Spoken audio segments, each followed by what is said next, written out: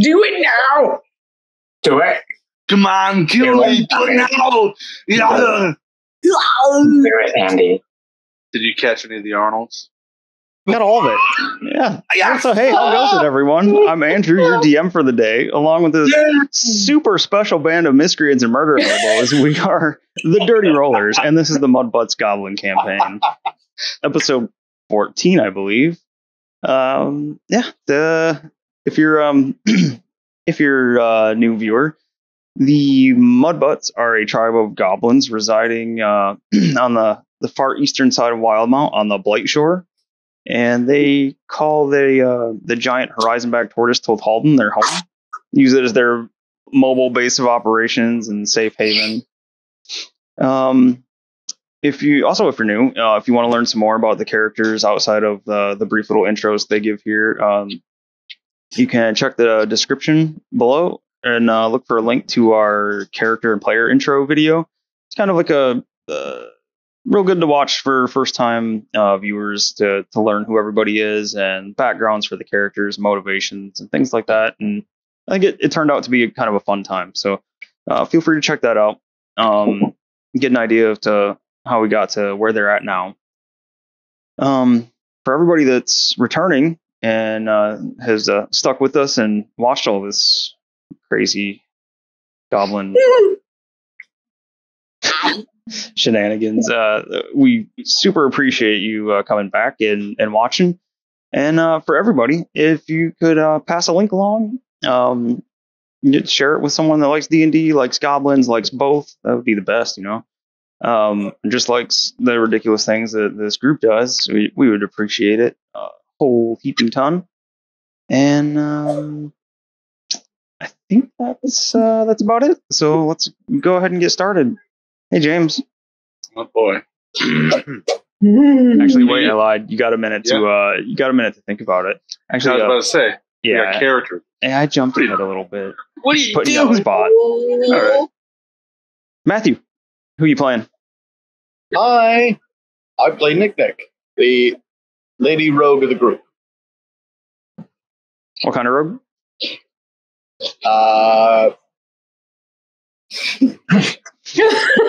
Thief. Took me a second.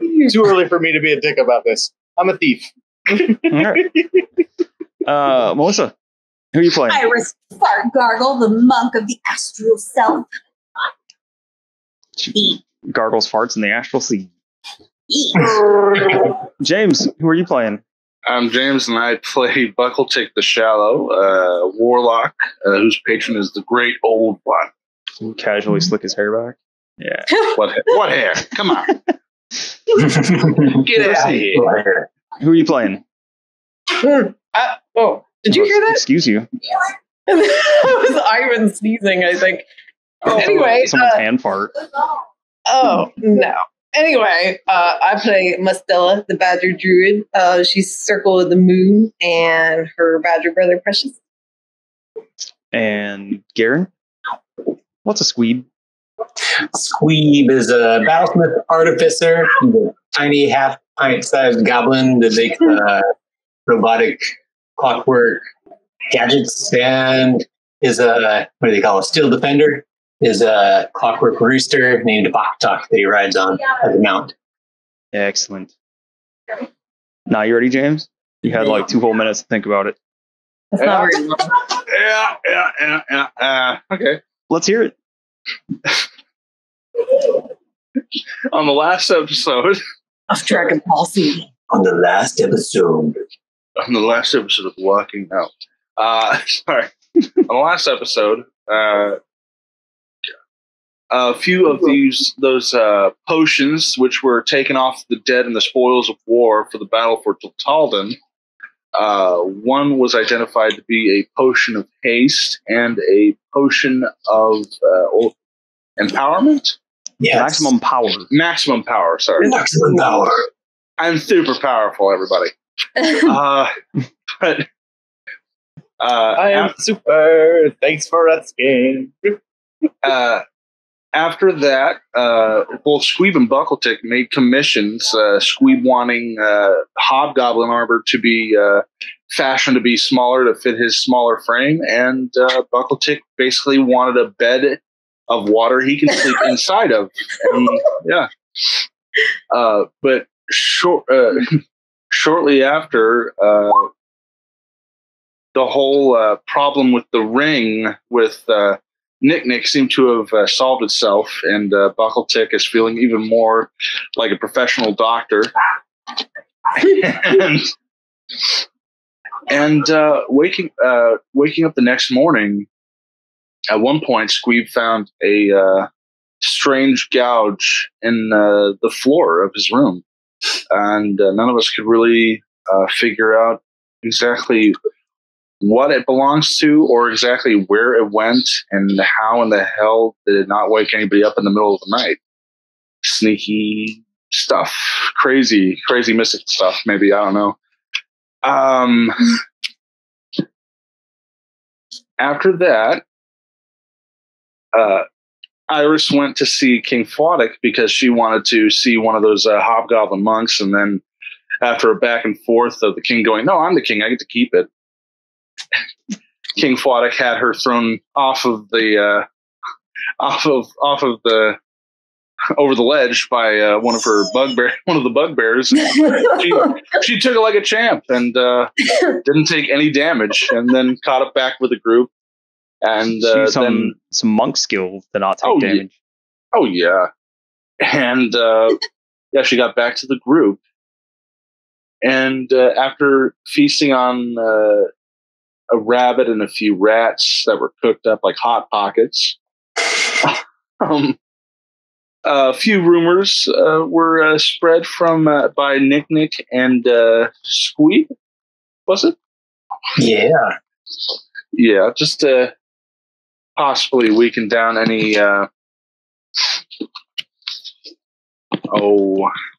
can't think of the word for it, but just to lower morale on the king's side and kind of boost us up.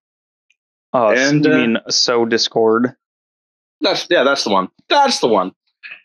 And after that, we jumped off of Toltalden to meet up with the ogres, and we decided to try to hunt them down some breakfast, 2 deers at least. And we stumbled upon a strange little swamp where we heard weird little pats of feet, and we heard a little rattle shaking, and heard some little giggles here and there. And after some of us sneaking and some of us turning invisible, and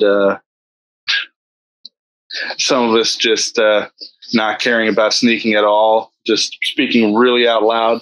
Who's that? That's your guess. Little bit goblin. Shortly after, it was realized that, we don't need to worry about this one giggling old goblin by the name of Gribbik. And also, Mustelka had talked to a frog named Clyde, and it's ironic that the names are not switched, but that's just for fun. I'm sorry, don't kill me. And sorry, everybody. It's really you really and tired. your character just cannot. Yeah. But yeah, we made ourselves known to Gribbik and heard about a strange building up north of here where there's creepy crawlies at night. And 2 slimes. The frog said there's 2 slimes in a bad building. 2 slimies. 2 slimies and a big creepy building. But we don't know what that is. What are slimies? What are slimies? I don't know, but we'll find out. What are the girls doing? What are the sisters doing? They're doing somatic components for some type of spell. What is that? They're making the hair smear. C-star communications. Is that how they communicate? Yeah. It happens almost every episode for anybody watching. You'll notice it. They do weird things. We have no clue what they're doing. Yeah. And then they'll break out laughing for a solid 5 minutes. Somebody might shit pants or something. And I think that is how they communicate. Yeah. It's the Seaster bond. It's a special Seaster communication. Can you guys hear me? Nah. It sounds kind of garbled. She doesn't speak your dialect. I'm not fluent, but yeah, that's all that happened on the last episode. If I missed anything, I think it's good. Yeah, I think you're good.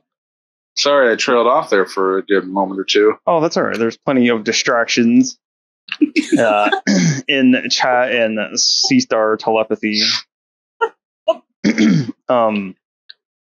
So yeah, you guys, everybody except for Squeeb and Shardo, who Jake's missing again, so he's not. Shardo's he's having a little sleepy rest back at Toltalden.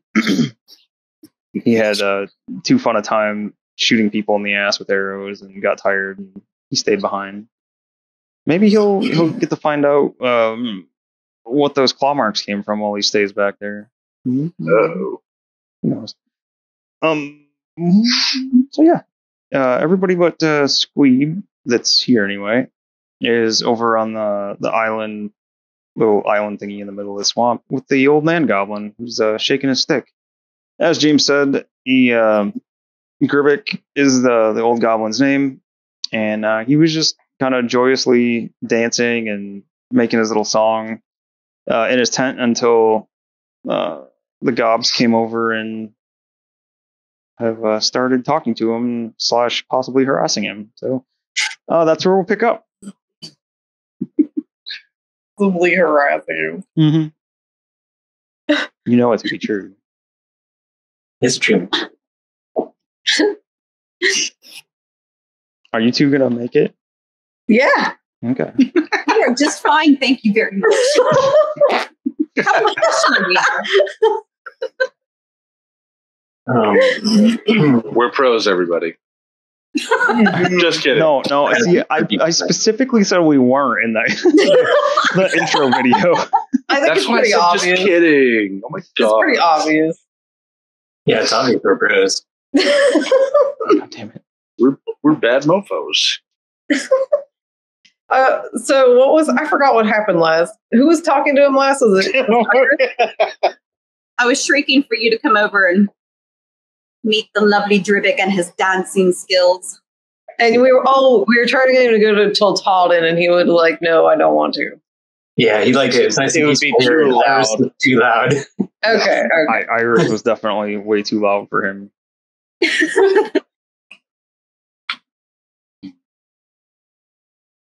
Mustela, he's a good dancer. What'd you say, sister? He's a good dancer. Oh, good dancer. I guess Mustela's gonna waddle up to this guy here. She walks up on all fours. And she wants to ask him, scary building? He says, yeah, that building to the north. Stay far away from that.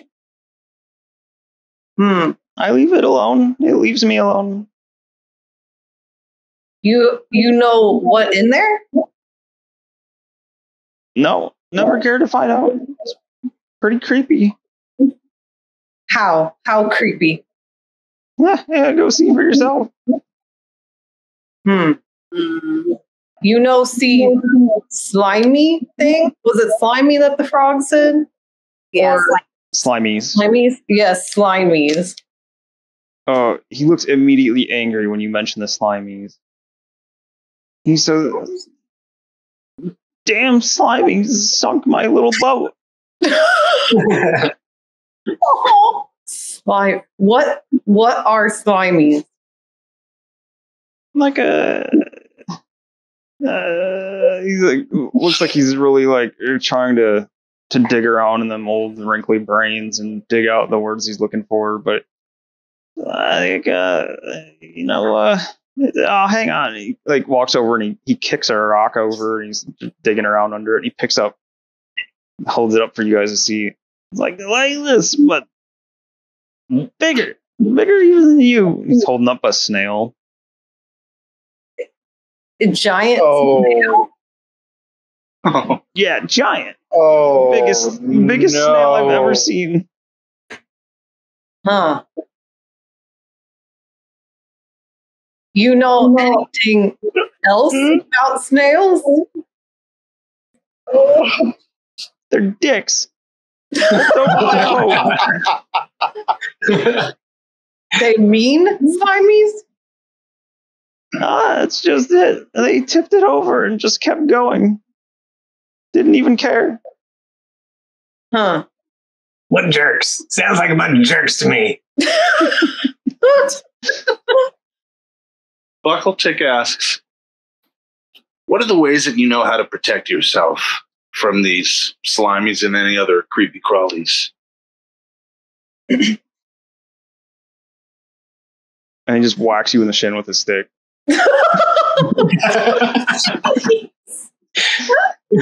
That's a good answer. I like it. I mean, It's in the past. he says, Buckle-Tick says, I mean, are you happy with just that, or would you want more power than that? I'm a bit too old to put on much muscle to defend myself. Mostly just leave things alone so they leave me alone. I don't mean that kind of power. My hand just kind of glows. And I go, I'm older, not as old as you, but I am older myself. Sorry. He yells out when he sees your hand glow. Booyah! Some type of magic, yes, but I'm not of the Booyah clan. Booyah is untrusted. Can't do. Not we're mud butts. We're booyahs. We're not.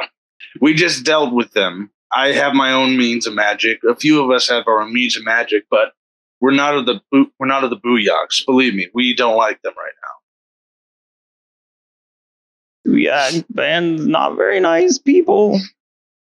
Not very nice gobs. So would you like to have more power so you can defend yourself if it ever came down to it? The guy looks you in the eyes and he pulls his little coat open a little bit. He takes out a dagger. I've got this.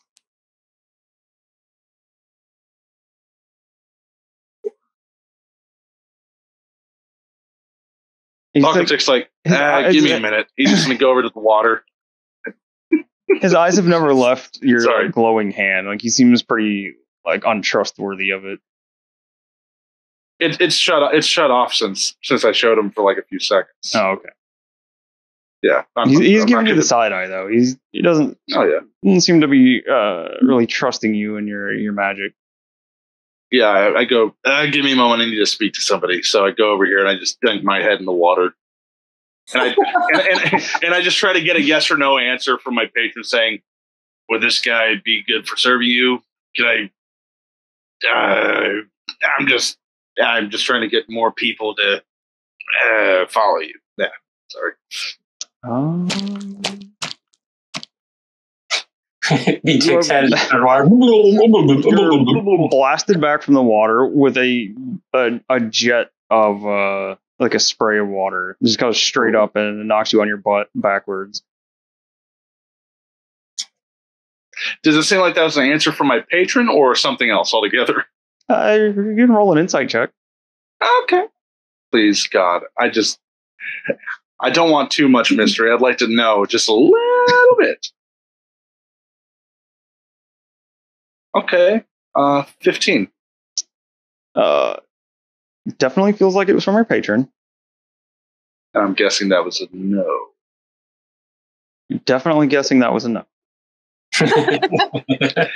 After that, I step back and I was like, got it. And I just come back and say, yeah, sorry, I can't help you there. I tried. Didn't want any help there. I figured I'd try. You need a new boat? Yeah, I could use a new boat. My old one back, yeah. Slurg can make you new boat. What's a slurg? He's got 2 really nice hammers that he uses there. Are they real stiff hammers? Real hard? Yeah.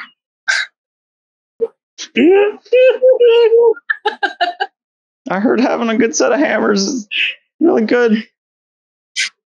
You should come visit Tiltalden. Just visit. I'll pay for a new boat. Okay, James And is you writing can down see if you 2 like it. stiff hammers. No. Really good. Really good.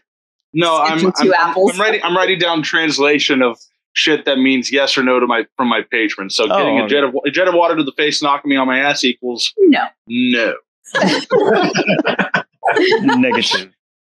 Just checking. Just open your flask one day and it's just. Oh, that's a no. You too. I would think B-Tech would be actually writing that down. Okay, patron. A jet of water to the face, knocking me on ass means no. This slur guy sounds like he's pretty handy, but I don't think I'll be leaving my little tent here. I go and the swamp gives me what I need. I can go find it. I used to use my boat, but yeah, I can still make do. Mm. Did he just do an old man cough? Yeah, he did. Well, Hard to discern Andy from the character sometimes. It's the voices, you know. Flawless performance. Well, if you ever get lonely, We're on the back of a moving turtle. Come find us. He'll catch up to you sooner or later.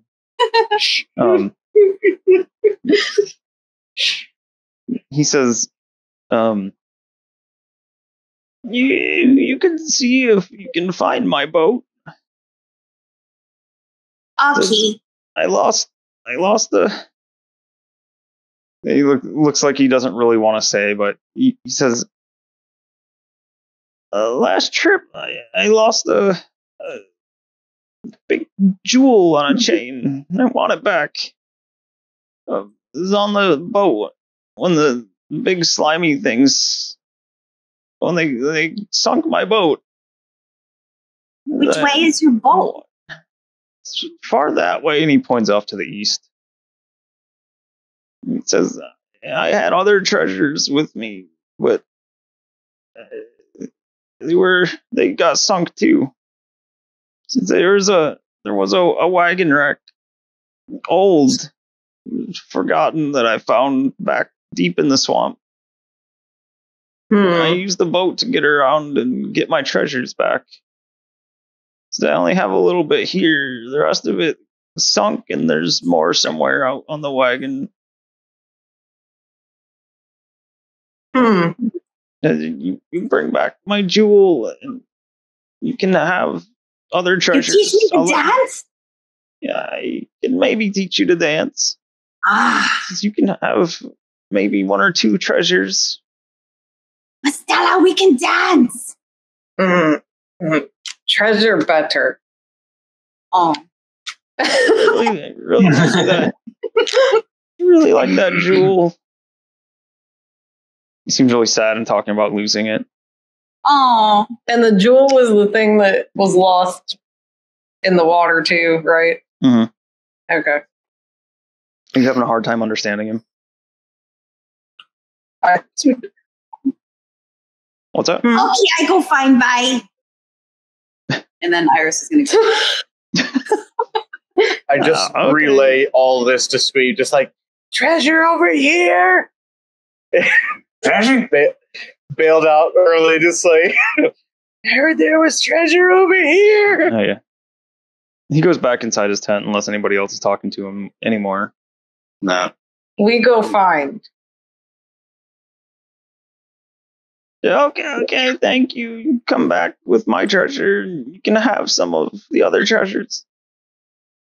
He said it was to the east that he lost it? Yep.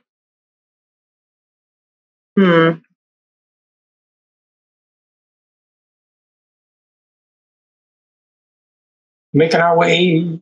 What other kind of animals are here besides frogs? Frogs are all that you've seen so far. You can hear like other like swamp birds and things, but you haven't seen anything specific yet. If Mustelka looks into water here, she just sees like frogs. You can see some tadpoles and frogs and little water bugs and things like that. Okay. Do we see any deer? No deer. See any giant snails? Nope. Are we stealthing or just trudging? Boktalk's just full steam ahead here.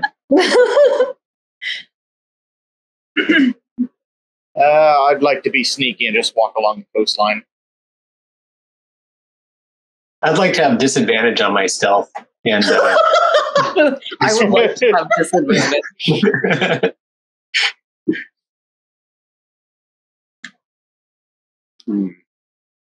Is this treasure down there? Yeah, screw it. I'll try to do a sneak. Don't worry. Is this a box of something? Oh yeah, you find this. This is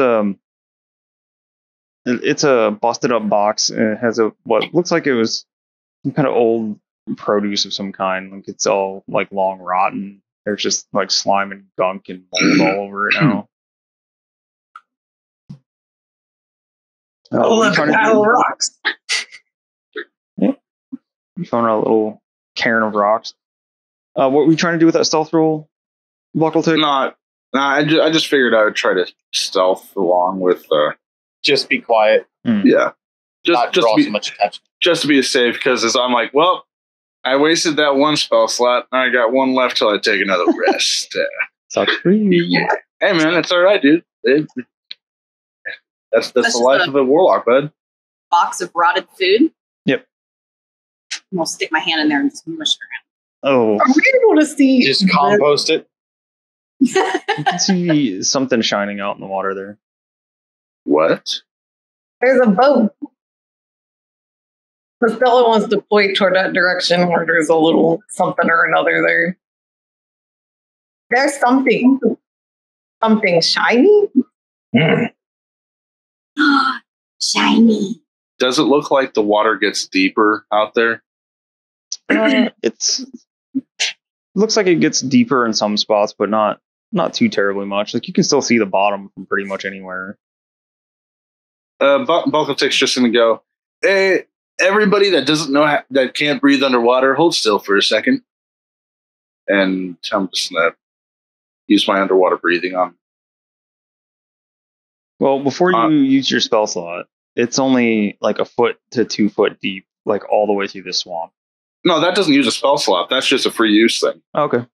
Yeah. It's invocation. Gotcha. Yeah, and use it for the other goblins and use it for Precious and little Woogie Bobos. Woogie Bobos. And, so if anybody gets separated, it's not like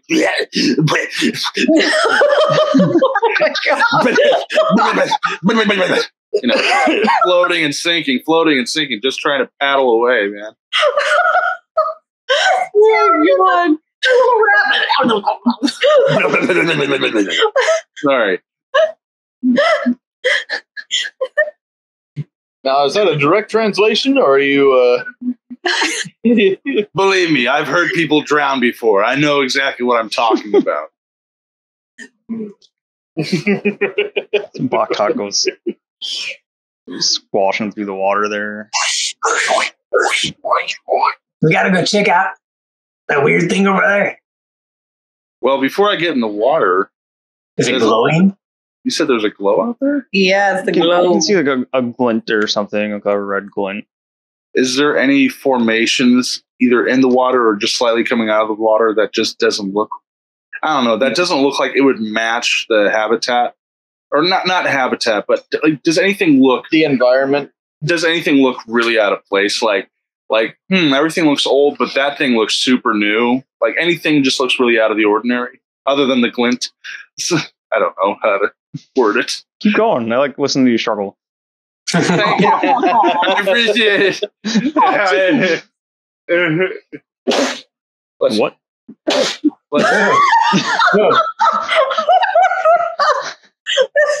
Do it again. Sorry. Go for the turkey. Do it again. Sorry, I'm allergic to the bullshit.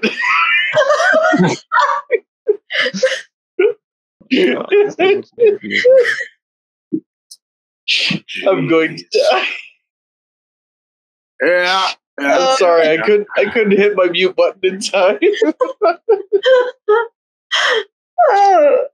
So over here, there's a boat with that different shader on it, like in video games, that has that glint to it. It goes "Bling." Over here, an item. "Bling."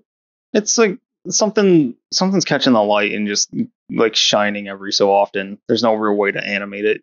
Well, I can't do it. I actually found somebody that makes animated Dungeondraft assets, which would be pretty. Oh, you don't need to do that. But, no, I would do it just because I want to, because it looks fucking cool. But yeah, I can't do anything like that right now. So yeah, it's a static shine at the moment. But yeah, it catches your eye. Like the ripples in the water or something hit just right, and you can see like a red glint from underwater. All right, anybody coming with me? I'll take a few steps, but also I'll ready an Eldritch Blast just in case something comes at me. Okay. Yeah. I'll stay on the shore. Keep my bow trained. I'm going to keep Precious on the shore, too. I'm just splashing through on Baktak. Mustela wants to like try and sneakily go through the water like an alligator, which is her head above the water. Sounds I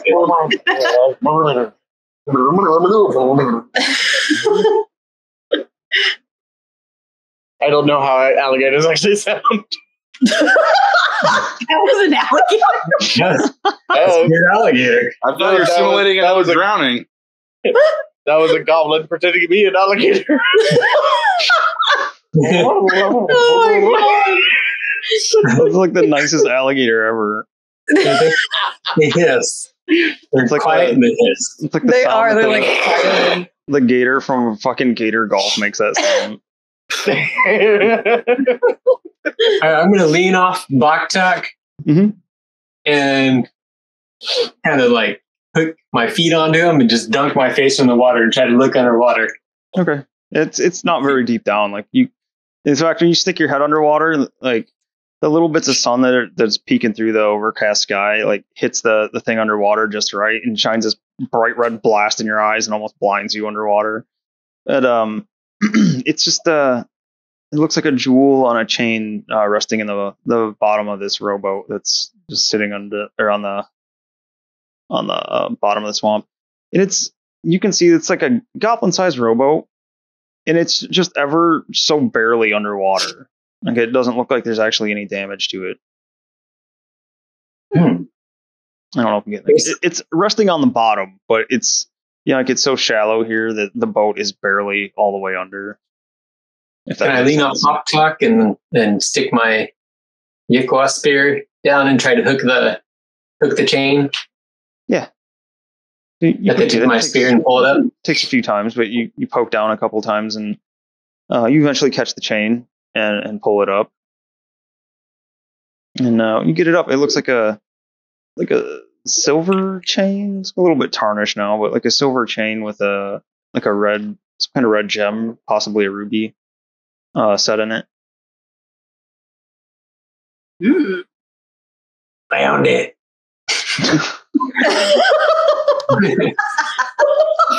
Found it. Yeah. Found it. That's right. See, the good thing about you guys changing your accents and the way you talk all the time is that like it makes me not look quite so bad when I do it all the time. Yeah. Oh, Balkatik just kind of takes a hint from Nick and goes, "Yeah, don't put that on just in case. If you start giggling too, then I gotta cut your fingers off to make sure that curse goes away." I've successfully made my players completely untrustworthy of any and all items they find. Also, Squeeb, when you were dunking your head under, you see two other boxes, like old crates down there with the alongside the boat. You also There's more stuff down here. I think the boat's down here. Maybe we can lift it up. On the bottom too. It looks like underneath the boat, like almost probably in the path of the boat. The boat is resting on this. You can see a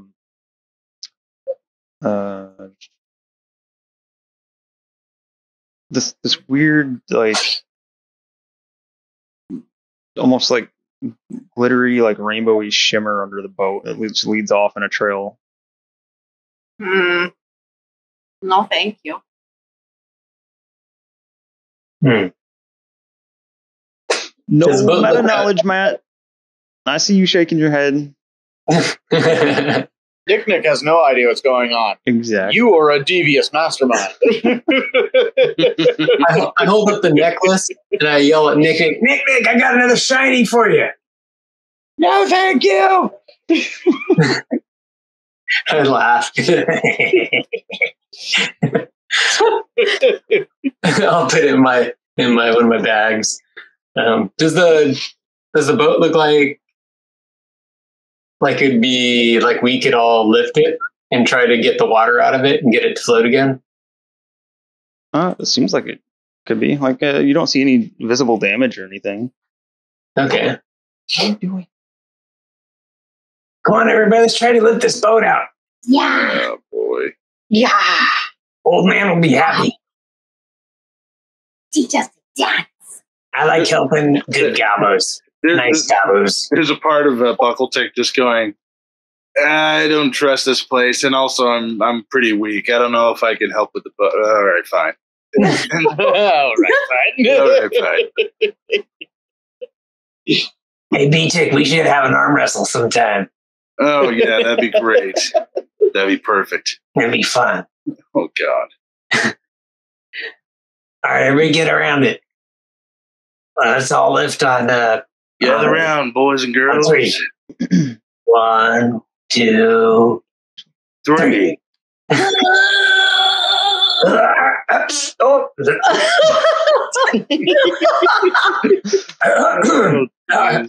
Coughed. Is that your butt? No, just coughed. Let's try again. No, that's breath. Let's go.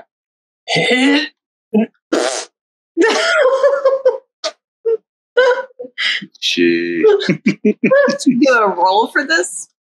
No, you guys can pick it up. Oh, sweet. Oh, I forgot I had.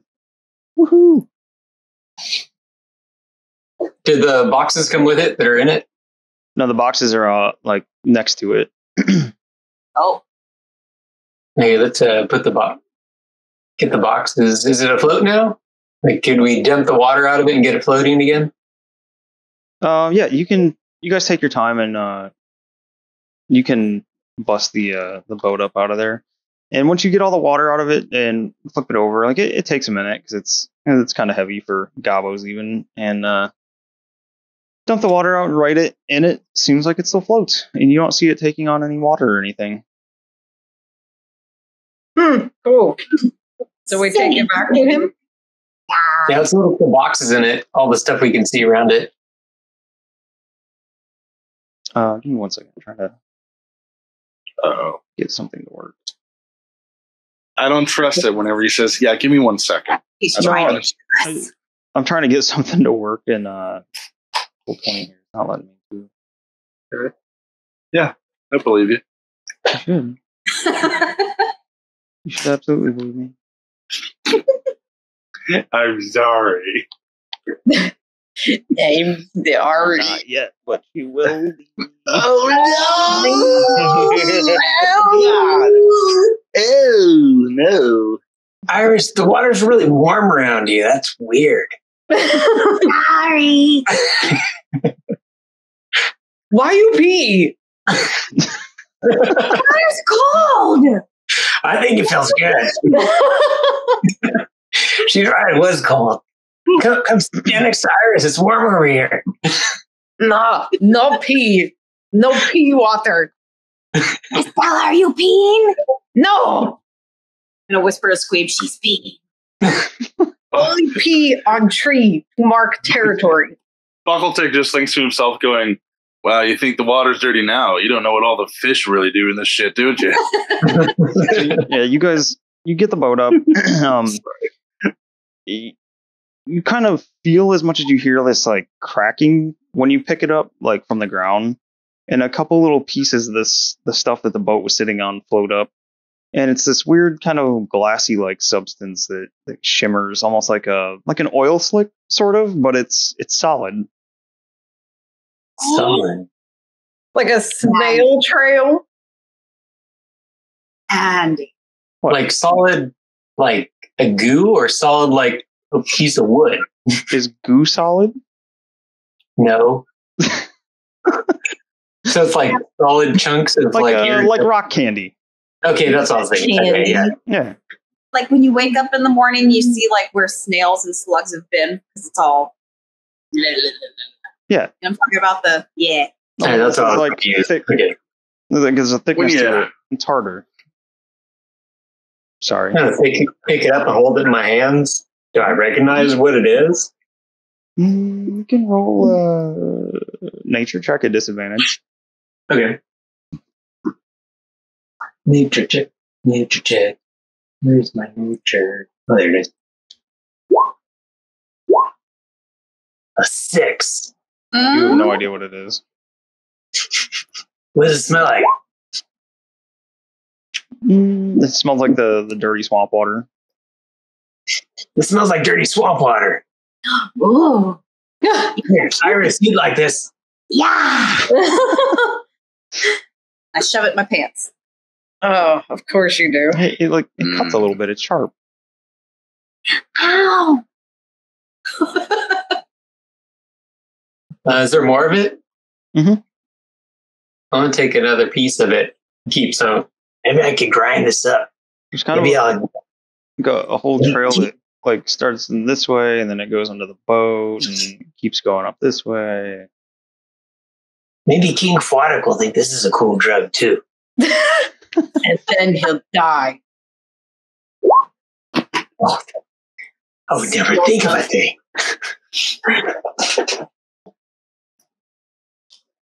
All right, so you guys want to take the boat back? Crap. Somebody asked about the crates. Sorry, I was trying to get Roll20 to work right and couldn't get it. Got distracted. But the crates in the water. Are you guys looking at them, or are you just leaving them there? Oh no, we loaded them into the boat. Okay. Yeah. Are you looking at them in the boat, or are you just taking everything straight back to Gribbik? Maybe take it to the To the To shore. Take it to the shore, and then to the we'll shore. take a look at it. Yeah. Take our pick and, To the window. to the wall. I feel like this is like Ski. or 2 of the last 3 episodes you guys have pulled that out in. Is it? Really? So, I totally forgot about that. I think they were talking about it on Toltalden as well. They were talking about it on Game Grumps too, not that long ago. Yeah, I remember. Wait, okay. All right. Did you say that there was just a trail, or did it just seem like it was a kind of splotchy, just kind of randomly all over the place? It's a bit of a trail. Like there's sections where it's like, there's not as much, and then, it's like a trail leading through. It went directly like under the boat. I think Buckletech would just like look over and say, "Hey, when we get this to the little shore, you want to see if we can follow the trail and see what happens? A little bit of fun, a little bit of murder happy fun." Murder happy fun time. You want to murder some slimies? I don't know, something. I didn't get to kill any deer, so Yeah, we're supposed to catch some deer. Do you think the ogres would want slimies to eat? Yeah. Go. they were pretty specific. I think once we get back, we can just take that deer and then hopefully find another. What's the French word for giant? For giant? Yeah, I was trying to think giant escargot, but to say it in French. I have no idea. Here, give me a second. I mean, he held up a snail to us. What's in the boxes, Andy? All right. What's in the box? What's in the box? Get the you guys get the boat and the boxes and everything back to shore. Let's see. One of the boxes contains old clothes, now soaked in nasty, foul-smelling swamp water. The other one contains parchment and scrolls made illegible by the water. A trio of sealed ink pots appear to be full and unaffected by the swamp water. And yeah, that's really it. So pretty much the only thing to find in there are the old clothes and then 3 ink pots full of ink. They're stoppered. I'll take an ink thing. That's all right. Okay. Hey, that's old man's. You said we could take anything. I know, I'm joking. That's a good one. Oh yeah, Matt, to answer your question, escargot. That's French for giant snail. Géant. Oh, The T is almost really Géant. silent. Géant. gotcha. Yeah. You, okay. Yeah. Lost in translation. Escargot géant. Stupid escargot. Oh shit, they left me. Oh god. James, by yourself, or Buckletick, by yourself up there. Oh shit. You hear the sound off in the distance to the north. It's just like,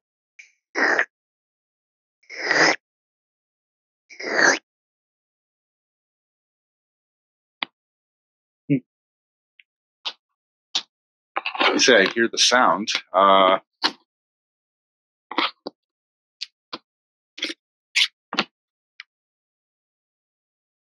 Oh god. whatever it is sounds like it's moving away from you. You sit there and listen for a second. You hear almost like it's echoing, or like there's a second sound.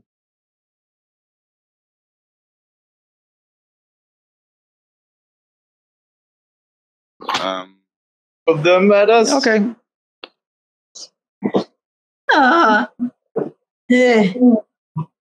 Is Buckletick dead? Did he drown Good. Again? Good. again? Dysentery? What? Hold on, sorry. The Oregon snail. You died of these things. That's good. The Oregon snail.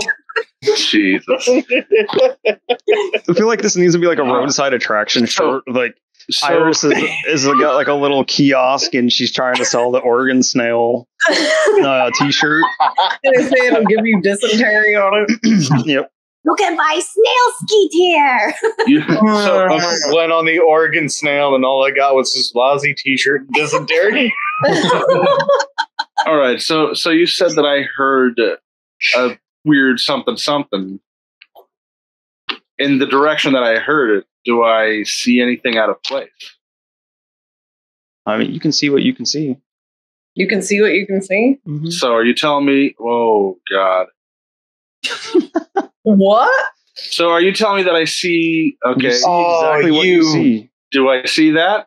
Yeah, You mad bastard. Alrighty. I'm gonna call out to the gang again and go, hey, I think I found the giant slimies. Slimy? Leave me, I guess. Or do you want to kill them? Well, it seems like they're running away, but I don't know. I'm kind of bloodthirsty. Shot. All right, we What leave could the go boat then? wrong? I guess we can leave the boat. Okay. All right. So do I see that? Yeah. Okay. Yeah, like I'll let off. what you see from your token is like you can see all that. Okay, I just want to make sure. It's like I'm you can not, see this big ass tree over here, and you can see this guy. Yeah. Okay, But if so it's moving away Mhm. from us. I'm gonna currently? take. Sounds like a trap. I'm gonna take 1 or 2 steps to the left and 1 to the. Why are you guys so paranoid? I don't know. Because you're going to kill us? We got Andy. trust issues. God, these things are so ugly. I don't see them. How does everybody see them? They're up. They're north. The And long, you know what, actually, Nick, do you? What is your? I have 120 foot. Okay, yeah. So it's Vision. Nick and Buckletick that can see out that far. Hmm. Do we have to fight in the water? Kind of sucks. I don't really particularly want to fight in the water. All right. Buckletake will just go. Hold on a second. He's gonna back up. At least just a little bit towards this way. Let's see. Okay, so I could still barely see him, just on the outskirts right there. Yep. So I'm just gonna launch 2 Eldritch Blasts and see what happens. Okay. Oh, no. Sorry, guys. Make this attack at or both of these at a disadvantage. Okay. Spells. Because I'm so far away, or Oh, I think I can Just see what because- you're seeing. does this have to do with distance, or? I'm just going to tuck Precious Thunder. Just make them at disadvantage. Okay. First one, rolling a disadvantage. I rolled 2 11s to an 18 18 total. for the first one. Yep, that'll hit. And then for the second one,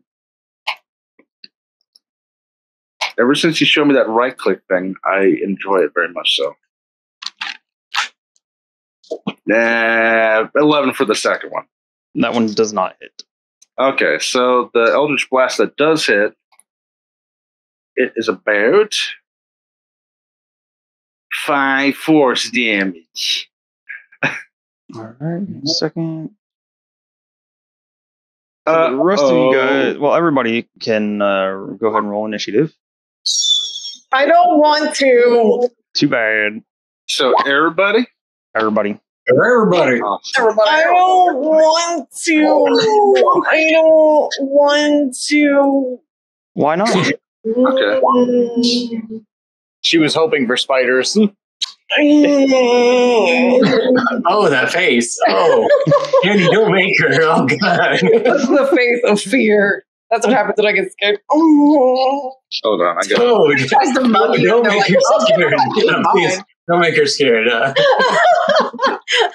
Wow, you guys all rolled pretty low. Yep.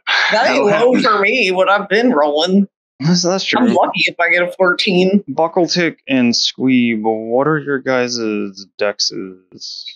Oh boy. I I got. got What? Sorry, you go first. Bud. We both did the exact same thing. I got a 14. I got a 16, so I got a +3. Okay. Uh-oh. Is it not? No. Hmm. Yeah, out of all of you guys, When I get there's one, scared, I two, snort. 3. All of you So- guys, and there's only 3 different initiatives. Hold on. Let's get it. Why is it trying to show the numbers again?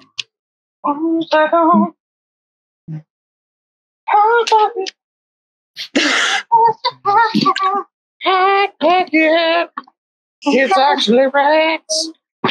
It's actually Okay. red. Well, there goes our sponsorship from Hot Pocket. Thanks, bud. No, we're talking about goblin hot pockets. Oh, okay. Never mind. We're good. Dirty. I don't know why it's got something like that. Okay. Dirty goblin hot pockets. Iris, you're up first. After you don't see what got Buckletick's attention, but he turned and let loose 2 of his Eldritch Blasts, and you hear some like awful like wailing noise. This deep like resonant wailing sound come from the north of the swamp in the water where you were just at. And then you hear some splashing, and you hear like coming towards you. Oh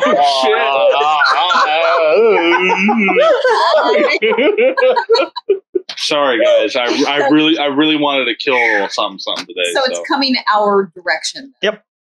Yay! Finally. Well, I guess I'm gonna just Oh man, I'm gonna have to have that soundbite of Andy making that squishy noise. Yeah. That is so gross. Does not sound like that. Oh boy. I'll go ahead and activate my astral arms. Yeah. And I'm gonna just hold slaps. So I'll just wait. Okay. You're gonna slap something if it comes up on the beach.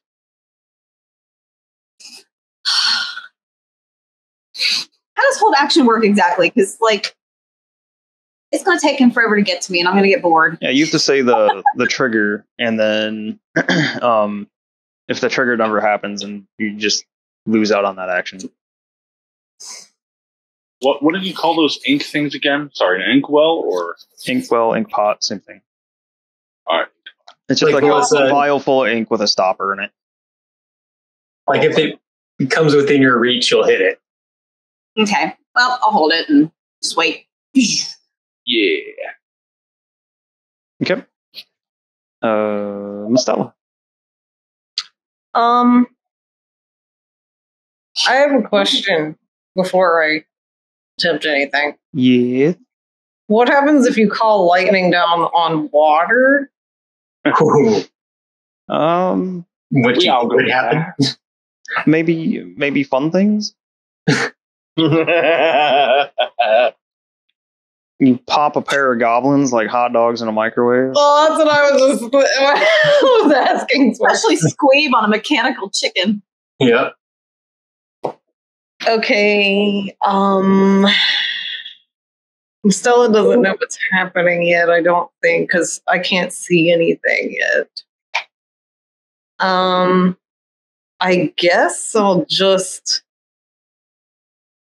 I'll hold an action, I guess, because I'm not sure what to do yet. Guess we'll see how fast these things are. Are there? It doesn't look like there are any rules for. Hold on, I'm reading something real quick before I make my. Yeah. Okay. I guess I'll just hold. I'll hold erupting earth. Okay. What's your trigger for it? Just if it gets in range. If something gets in range, and yeah, it looks like it's going to do some bad things. What's the range on it? It is. Oh, I lost it. Where'd it go? 120 feet. Wait, let me double check that because it says range area. No, yeah, 120 feet is the range. Huh? No, yeah, no. It says range 120 feet, and it's a 20-foot cube centered on the point. Okay. Double check.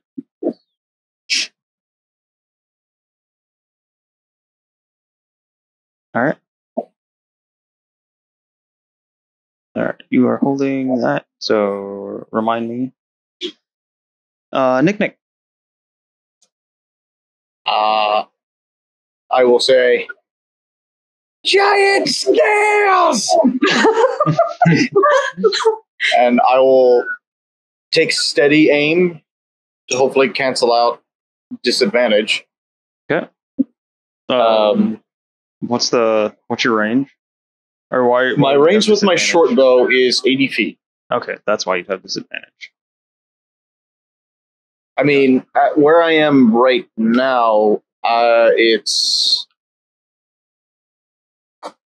Oh, I you're could good. just get him. Yep. So why are you calculating disadvantage there? Because Buckle Tick shot shot it with what's it? No disadvantage. That was that because he was looking at it in the dark? No reasons. No disadvantage for you. So you can go ahead and make an attack. Oh, I do not like that. What? Did I miss something? Whew. First roll was a natural 1. Oh. But the second is a natural 18. Okay. Plus all the modifiers. 18 hits. All right. So that is... Ooh! Not bad. 6.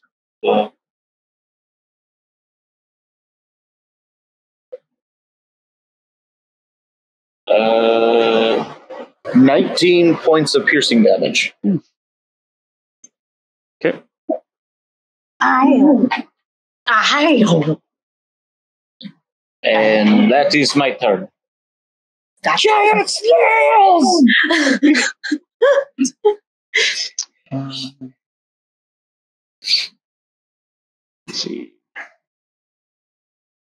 So, all right, you send your arrow off and goes speeding through the air and hits one of these big tentacle things that are waving around on the top of its head, and you see it fall dead. One of the tentacles is seemingly like they're all 5 like waving around up on top, and the one that you hit just flops down dead on its face. All right, buckle tick. All right. I'm going to take a few steps forward. I'm going to go, let me try this again. I'm going to shoot at this one with some more Eldritch Blast. All right. More disadvantage. Damn. Okay. There's something at work here and I don't like it. Rolling the first with disadvantage. Oh, thank God. Well, still not good. I thought I was going to get a natural 20 and a natural 1. I was like, you suck. All right, so 14 for the first hit. That misses. Damn. Then disadvantage. Nope. I rolled a 1 on that one. El Misaroo. Huh, you rolled a 1, you said? No, he didn't. Yes, I did. I got to tell the truth on this. Besides, there's evidence in there. It's a red outline on the square, so then that's roll a d6 for me. Oh, no. Oh, God. Okay. A d6. What is going on? 2. All right. Go ahead and make another attack roll with your Eldritch Blast. This one is not at disadvantage. Damn it. If I know what's happening. You're a monster. Oh, of course. A dirty 20. Dirty 20? Yeah. I think that beats your AC, right? My own AC? Yep. Oh God, yeah, it does. So the first Eldritch Blast you sent off goes harmlessly wide. The second one, the snail sees coming and ducks back into a super shiny shell. Super tiny shell. And sends the Eldritch Blast hurtling back at you. Go ahead and roll damage. All right. Oh, no! Watch me roll max on this. We don't even use spells on this thing. We don't even need Shardo around to shoot you guys. You guys shoot yourselves. So I take 8 damage. Let me mark myself down. That's 8 force damage. Oh, 8 damage. Damage. Damage. Oh no! It's Oh no! It's 50. So now you know what it feels like to get hit by one of your own like blackened tentacle seaweed blasts here. I've had worse. Ow! Ow! As half your face is ripped off. Movement or bonus actions? Well, now that I know that it wasn't because of my distance, I'm definitely gonna. So you said half movement? Yeah. Okay, so 1, 2, 3, Fuck these things. Did you just shoot yourself? Those snails are weird. They're tough bastards. Gotta tell them that. And I look back at you, and I look like I'm in pain, but my eyes are straight, and it just fucking hurts. It's like, ow! Like, Why do I look normal? his eyes are straight, but one is just like just back and forth super fast. It really just wants to go back out. It's like, I need to go this way. Damn it! I was thinking it would be one of those things like you were normally walleye, then you get hit so hard your eyes straighten. And I'm like, hey, I'm normal again. Gets hit again. It's like, damn it. All right. On the snail's turn. Yeah. Fuck these things. Oh, they're slow. Oh, Squeak, just see, I didn't know there was another one. I'm scared. I think we'll be okay. They're remarkably slow. What is the Hopefully. what's the range on your spell you were holding? What? What was the range on the spell you were holding? 120? Can you see them now? I can't see shit. No. Okay. Looks like your spell's gonna fizzle then. No. Squeeb. Can I throw it in the very edge of what I can see? You can throw it at a point. Can I do? Actually, you know what? I don't know if I'm going to waste a spell slot if I don't know if it's going to hit him or not. You know what? Never mind, because if I cast it and it doesn't hit anything, it will waste a slot. You're gonna waste it anyway. If it fizzles. It goes away anyway? Yep. That's right. The fuck? When you hold a spell. Yeah, because you're preparing it. I wish I would have known that before I prepared a level 3 spell, but okay. If that's true, then I'll just put it to where I can see it, which I can see to. Or you can move forward. I could. No, she can't because it's not. Oh yeah, it's not her. It's turn. a held action. Oh right. I can see. You just have her click in a location that she would like to fire it, and see if that's If like you I wanna can throw see it here, as far here. as possible. Like I I mean, can she see. saw the general direction where Buckletic fired, right? Yeah. And that was where at? Was that here? Like you can throw it there. That would be the last square that you can see, or really anywhere on this edge here. Okay. Or, no, it'd have to be centered, so it'd be like that. This house is a fucking prison. Sorry. Well, okay. So when that goes off, it's erupting earth. Okay. So Stella, I guess, she can't see exactly where, so she's just guessing, and she snarls and raises a hand and summons a fountain of churned earth and stone in a 20-foot cube. So Each Irish creature shitting her in pants. that. What? So it's Irish shitting her pants. I guess, except not from her butt. I don't know. Anyway, each creature in that area must make a dexterity saving throw. It's dex 15. Okay. All right. So we'll do. What did you say? Dex 15. Yes. Okay.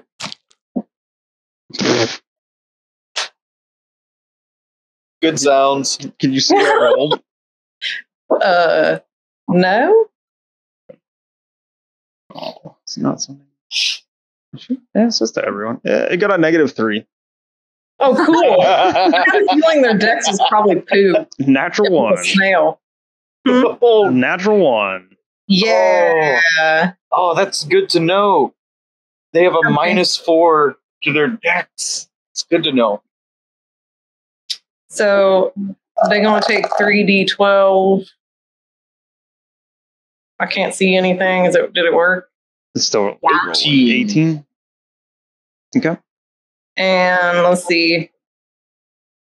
The ground in that area becomes difficult terrain also. All right. They will never reach us. I mean, that was pretty much going to be the case from the get-go here.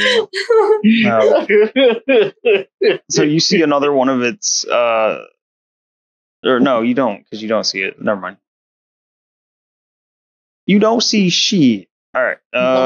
Squeeze. I don't see shit. Actually, no, I lied. Never mind. Hang on. I screwed something up.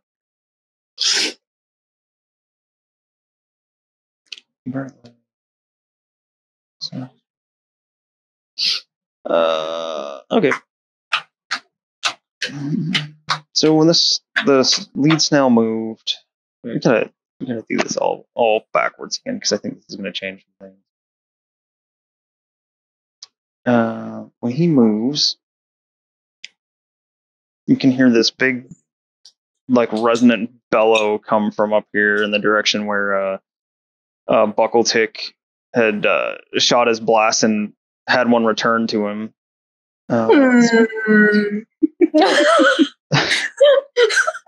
Pretty much. Yeah. The sound of tortoises mating.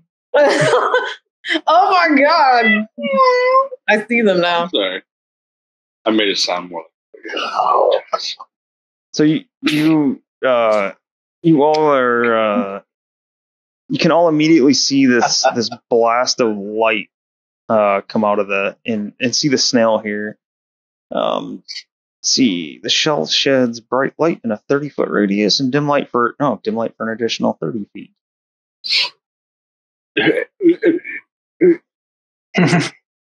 No. Wow.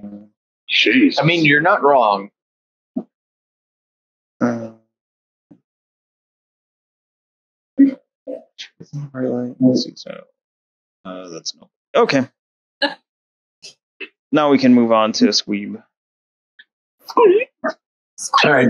Did I see when Buckletick shot his Eldritch Blast? Can I tell why it backfired?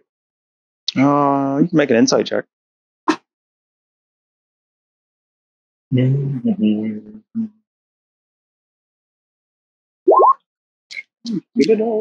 idea. The snail can cast Eldritch Blast that looks just like his. That's weird. What? It's a mimic snail. I've heard of these things. They suck. He's fired Eldritch Everything. Blast back at you.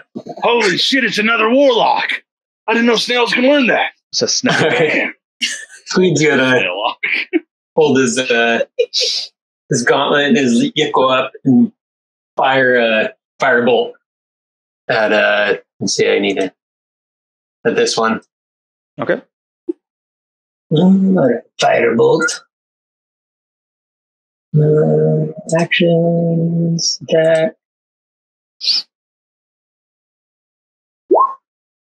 26 to hit. Ooh. Damn, you roll a natural 20? I do not know. 19. Okay. Nope. Yeah. Yeah, roll your damage. Oh, wait, no, I lied. You have disadvantage on that roll. Oh, Okay. My bad. balls. Then a 13 to hit. That does not hit. And roll a d6. And roll a d6. Oh, no. I got a 1. What does that mean? Make another attack roll with your firebolt. What? What the hell's going on? The firebolt came back and is going to hit someone else. I don't want All right, to. 15. All right, what's your armor class? 19. 19? Okay. All right, so you cast your little maniacal yell and you cast your firebolt out.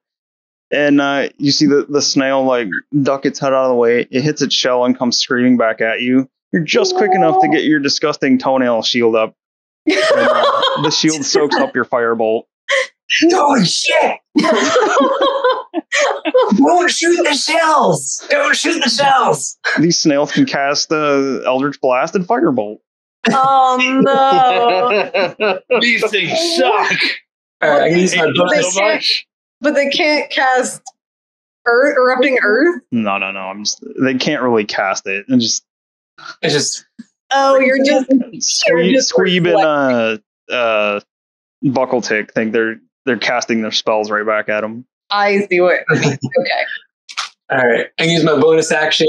I'm gonna call up my little spider on my back, my clockwork spider, Mhm. and like, all right, this is your. All right, get up here, and I put her on my hand, and she pops out these little dragonfly wings, and then her tail, like this tail, just kind of unfolds on the back of her and goes chink, chink, chink, chink, chink. Kind of like a scorpion tail, but like kind of like a mix between a dragonfly and a scorpion tail. Wow. So it's kind of like a dragonfly scorpion spider. So You man. That is my nightmare. Thank you. Check your best. Wow, that was fast. Mel just put that up there. Damn. yeah. Oh my What god. spell is this? This isn't a spell. This is my new modification to her, to my spider. This is my, what do you call it? My homunculus servant. Ah. And I'm going to send her out. She's going to fly. She has a flying speed of 30 feet. Oh. So I'm going to send her out over to, let's see, how far away can I shoot? 30 feet. Oops. You get the measuring tool. Sorry, guys. This swamp is a fucking prison. I'll send her right there. On the planet bullshit. I'll send her like right here. I need a new token. All for spider. Yeah. I have to say, this makes me laugh and makes me have even more fun because shit could just go so south so quick. Oh my god. Okay. Oh my god. The good news is we have a range advantage. The bad news is we can't let those things get anywhere near us. Oh, and I can Can't move. hit anything from here. All right, and their little tail's going to flip up and shoot a big old blast of a spike off the end of her tail into this tail. And that is, all right, hit. I get a +4. Sorry, this is new for me. Your homunculus can do an attack in. It's a force strike. Gotcha. Let's see if I can just click this and see if that works.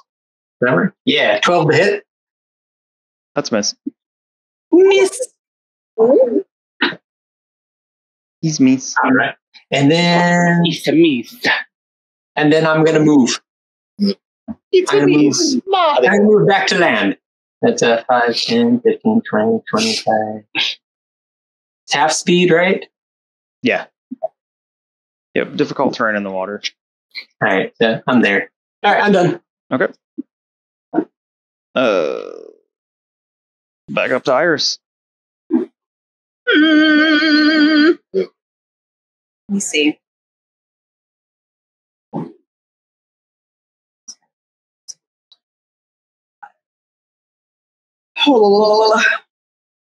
If I get in the boat, will I have normal movement speed? You know what? I'm not sure. I use my mushroom arms like oars.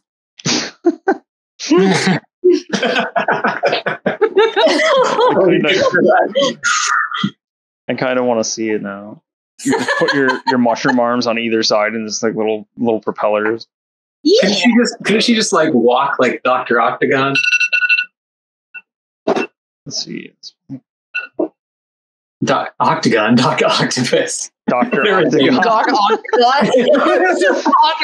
And now I want to Stop make sign appears. I want to have a hand in the making of the comic book of Dr. Octagon. That sounds amazing. Ah, yes. It's Wasp Man, my arch nemesis. He shall not break into my impenetrable hive, the Octagon Fortress.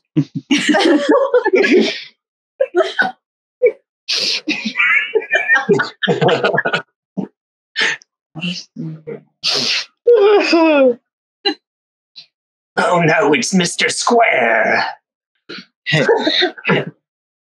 God damn it, Mr. Square.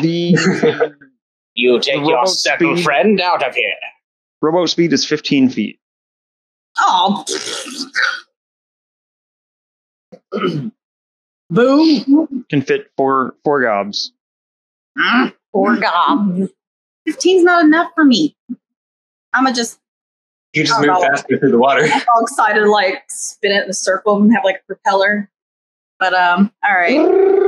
I mean, would You can just move faster moving through it. Yeah. So yourself. I'll just see 5, 10, 20. I can only go 25. Matthew. No, it's the player handbook. Okay. I'm not looking up anything. I just caught the tail end of that. I'm gonna call lightning How do on I- you. I'ma just that's as far as I can go, so I'll stay there. You're a naughty little boy, aren't you? Okay. How dare you? Mustela. Oh, that was weird. You just reminded me of the old animated X-Men theme song. So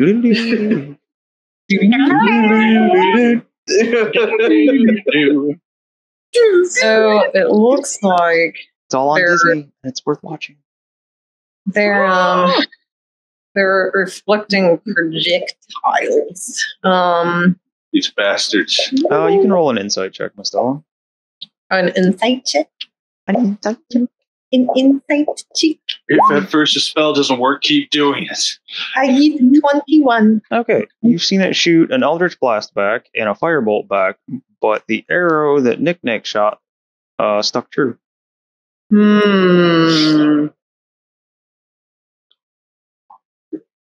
These fucking things. And this is good timing, I gotta say, because the other guy with the that used a bow and arrow that deals like fucking 1,000 damage in one round. Oh yeah, I love that's what we all assume just is going to happen. No, Can you imagine if we give that haste potion to Shardo? Oh, He'll turn shit. into a Yo, Gatling down. gun. now the other thing here is you guys didn't have to attack these things. Sorry. VTech had to. I needed to had spill to, though. blood. In service of my unknown patron. Is this, Well, is if I this was given patron more of guidance- flails now? No. Yes. Absolutely. Ah. No. I Is was that what they're called? A No. flail seal? No. Well, it's in the Fail, term over notice there. me. Stink flail. I was trying to look up something before it was my turn, but I can't get it to cooperate with me. Jeez. Water. So this water is like 1 to 2 feet deep. Yep. Would this be something a giant octopus could stay alive in? Actually, I don't even know if it matters if they can stay alive in it. Octopus can go on land too. That's right. It's kind of cool about them. Oh, that's true. They can do that, can't they? Mhm. Let me see if it's a giant one or a regular octopus. Oh, no, it's a giant octopus. I have the X-Men in my head. Awesome. Do you have a... I don't know if this is a good idea or not. I don't because we didn't buy the water one. I was just thinking that, like, I don't think you have an octopus. After all those tokens I added, no, there's no octopus. The one thing I decided to summon, like, or I'm considering summoning, I don't think we have a thingy for.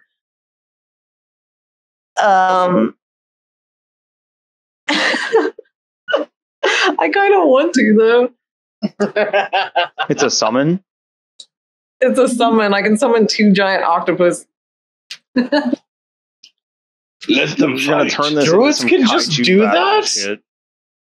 What? Yeah, 2 pieces of challenge rating 1 or lower, and it has giant octopus on there for challenge rating 1. It'll be like Damn. watching King Kong battle Godzilla out there. We're all just watching. Holy shit! How far can you summon Gross them?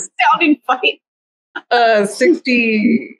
Let me double check. I think 60 foot. 60 foot Buckle range. Chick approves Well, snail, octopus action. for the octopi, That's- of course. This is just so weird. This is so weird. Yeah, this fight got real weird real quick. Got this weird dragonfly Oh, I stinger should thing probably. and Let me, a pair of giant octopuses, octopi. I should have moved up a little bit. I was going to move a little. Ow, my bum. Yeah, I'm going to move up to where, like, Iris is.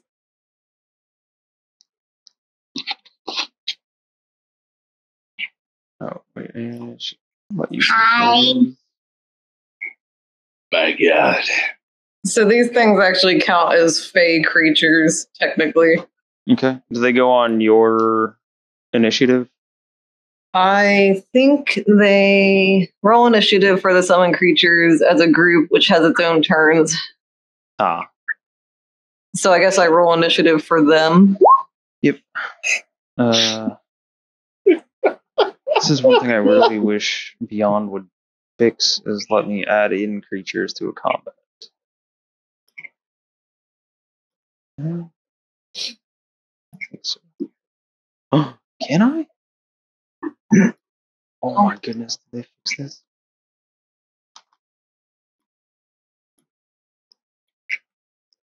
I need to make sure. I think this is a channeling spell. Let me make sure I got it. I think it's channeling. Holy shit, they did. That's awesome. What was their initiative roll? Their initiative is 13. 13.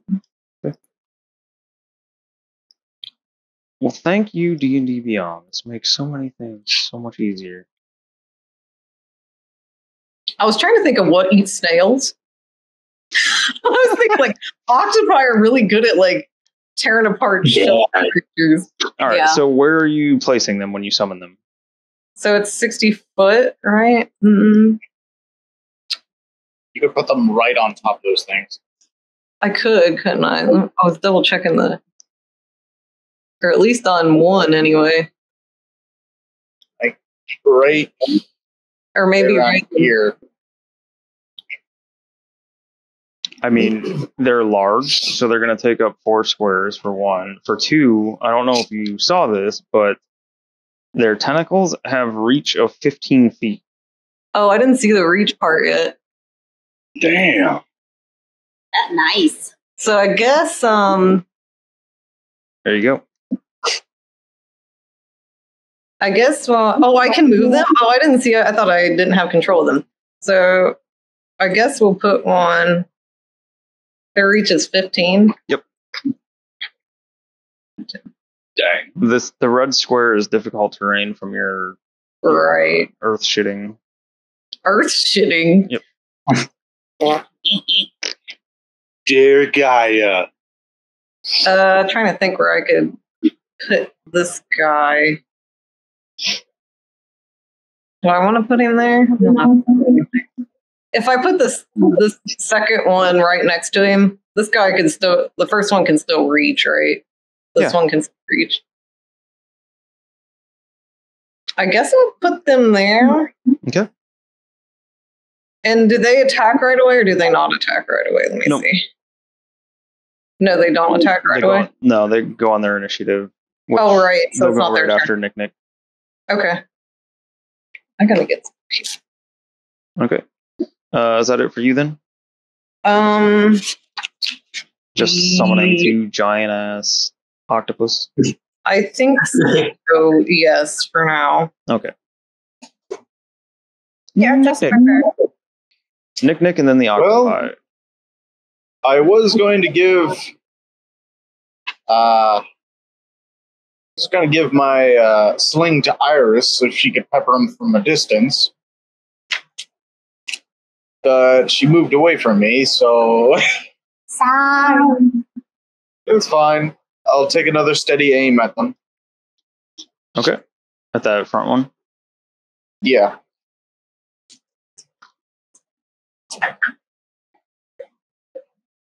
That's another natural 18. Okay. That hits. That's +4.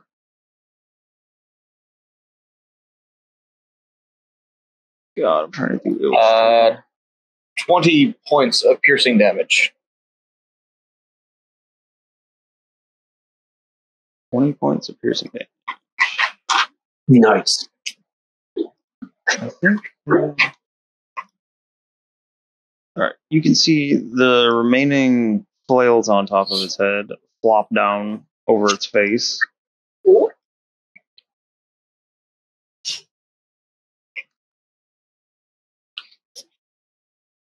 Got a flail face. Oh, yeah. All right, yeah.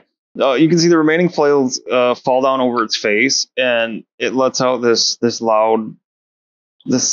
super loud, like moaning wail again. But this time there's like a despair behind it, and it sucks all the way up into its shell. Like all of it just. Oh.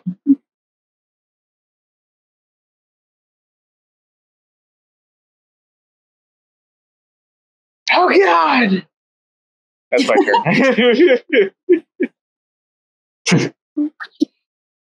I can't believe it. This sound is so incredibly loud. It's just echoing all through the swamp. Oh, that's not good. That's not good. That's really not good. Well, we already killed one. Let's kill the other. Right. Yep. I don't think we killed that one. It just went inside its shell. I don't know. All right. Giant octopus A. So, I'm trying to figure out how the grapple. It grapples. Does it just grapple on its attack?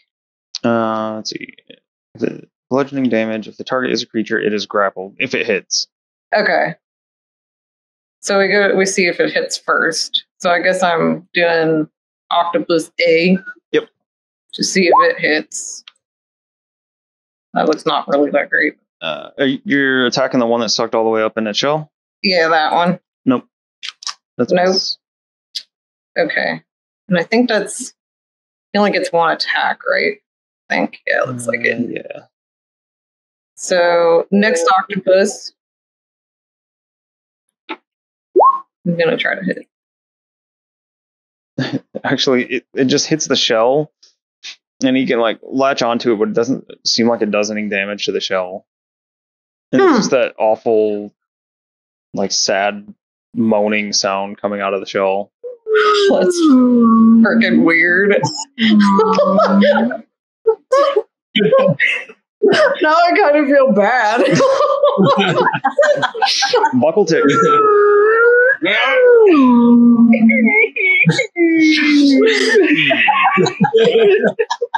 That's so good. Fine. You guys are so mean. Has B been hit at all? No. No. All right. Well, So far, I'm gonna fire at it with Eldritch Blast and disadvantage. disadvantage. All right. Oh my god. What is it gonna come back at you? Maybe it was a one-time thing. Kubo. Wait. 17 for the first hit. That was with disadvantage. Yeah. All right, that one hits. All right. Then the second one with disadvantage.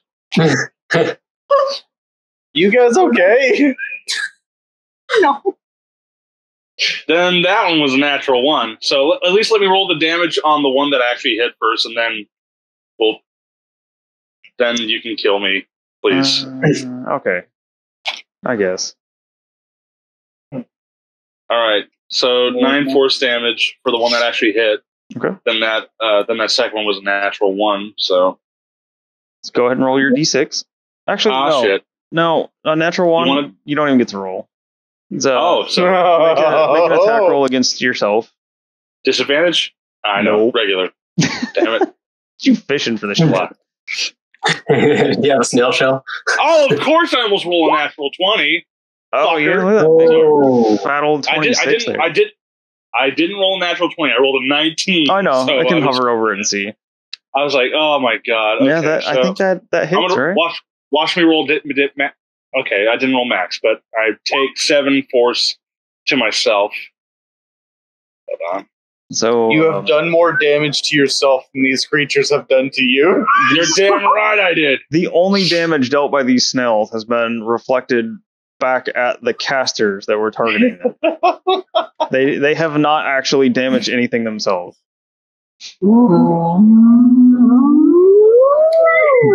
And that one also, when you hit it, it erupts into light, like the first one did.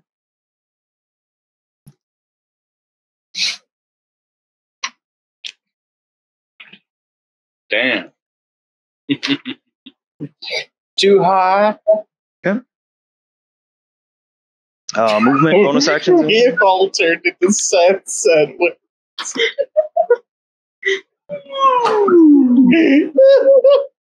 I mean, that's essentially what I like how I was thinking of them sounding earlier. I love it. You're done, Buckle Tick? You know what? Just for fun, I'm gonna take 1, 2, 3, and that'll be my turn. Okay. Yeah. Let's life without risk. Let's do this.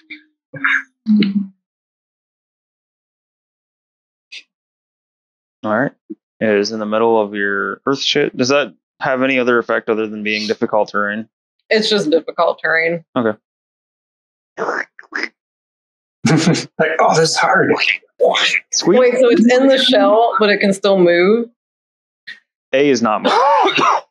What'd you say? A didn't move, just B. Oh, I thought they were both in their shell, though. No, just A. A is the one you guys beat up on and sucked all the way back into its shell. Okay, I must have misheard you. Okay.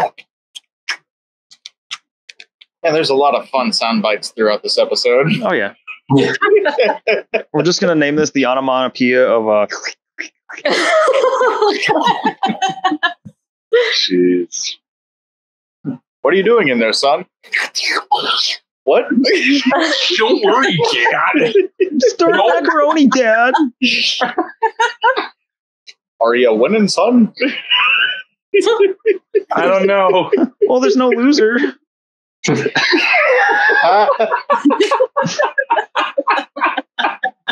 Wait, Oh, shit. Oh, boy. God, I'm firebolting B. You got this. What? But won't it get reflected back? Who doesn't know? This is all we got, man. Okay, we gotta take the risk. The stone's gonna be like, it won't shoot back. You projectiles shoot back. What? I'm gonna shoot a fireball at this thing. Oh my god! Make it sizzle. I can't hear you. I'll talk to you after we kill this thing. Don't worry. Was that it? Disadvantage? That's disadvantage right there. Shit. 23. All right. Damn. 23 hits it. Get it down. Much. Snufflies. 13 points of fire damage. Okay. You can see one of the flails on top of it flop down over its face. And then, I can use my bonus action to make my flying spider load another little tail bolt and shoot it off at him. Okay. That was I was a month away from retiring. that's a 16. Was 16 hit? At disadvantage?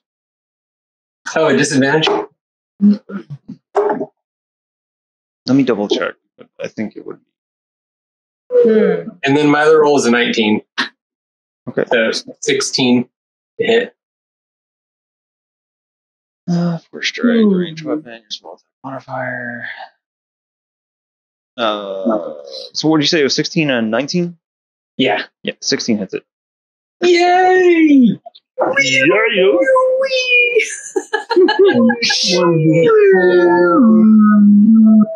Plus 2.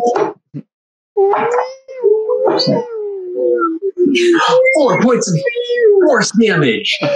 Yes. All right. Yeah. Every little bit counts. Yeah. Mm-hmm. Movement for you? I'm done. All right. Iris. I'ma just keep on moving on up. Miss Iris Pisswater. A piss water. Yeah. 25. Every She's been time it peeing in the gets to water her this whole turn. time. When she walks away, What's you more notice by the you? water gets a little cooler now that she's gone. She's trying to make the water tropical, so like it'll I mean, feel like after a we're on certain an island. point, we have to start being very concerned that she'll be dehydrated. Yeah, she's just continuously pissing. Well, no, it's only the See, third fart round, bubbles. so she's been pissing for 18 seconds straight. She's in the water, so she's rehydrating and drinking the water That too at the same tracks. time. Fart bubble trail from next to Mustelka all the way to where Iris is going. Refueling and defueling, then I refueling and defueling again. You're It's good? like I'm done. eating a slice of pizza while you're pooping on the toilet. Mostella. I don't even know. I knew somebody used to eat toast while they were taking a shit. Take their breakfast in the bathroom with them. That's so weird. I It's don't going know. in while it's coming out. Oh, Yeah, that so, does it. Yeah, Pure that'll machine do it. over here. Pure machine. Yeah, right there. Yeah. so Hey, you guys A are is talking in like its my other shell. D&D character. What's that? A is in its shell, A is all the way in a shell. Yep. and B is not in its shell. Right. How many little eyeballs, stalks does it have? In it? 4.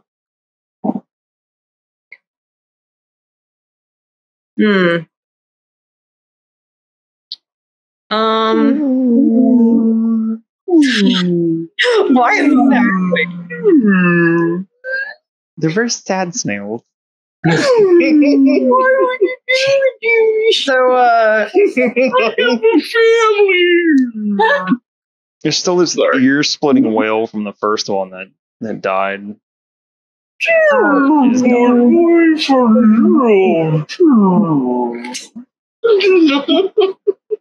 And Gribbik's gonna be pissed at you guys Why? because he likes quiet.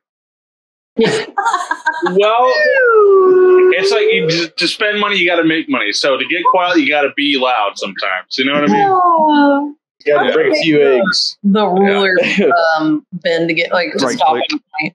Is it control? No. No, Shift? right click. Right click? I can't make Oh, toast God, without that's- burning down the house. Okay. Oh geez, everything's freaking out. Hang on just a second. I don't know why my computer doesn't like when I use the browser, but it acts like the world's ending whenever I do it. Hey, no one saw these. We're out there like, I think I see something way far out there. Let me shoot it. Yeah. What are you trying to figure out? I was trying to see like how much movement it would take me. I was trying to move around the bad terrain. Yeah, I mean, you can just go straight, but don't forget that you're still in your own rough terrain from being in the water. Oh, that's right. So if your movement's 30, you can get to here. Oh, I forgot. Okay, I forgot about that. That ruined my thought. I guess I will.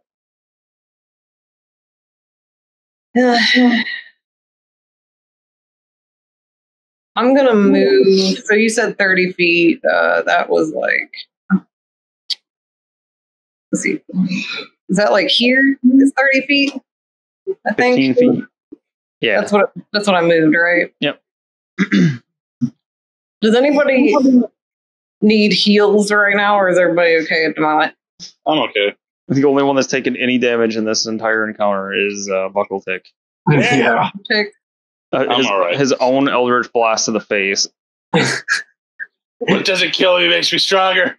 Do I got blood and shit running down my face. You take another jet of water to the face.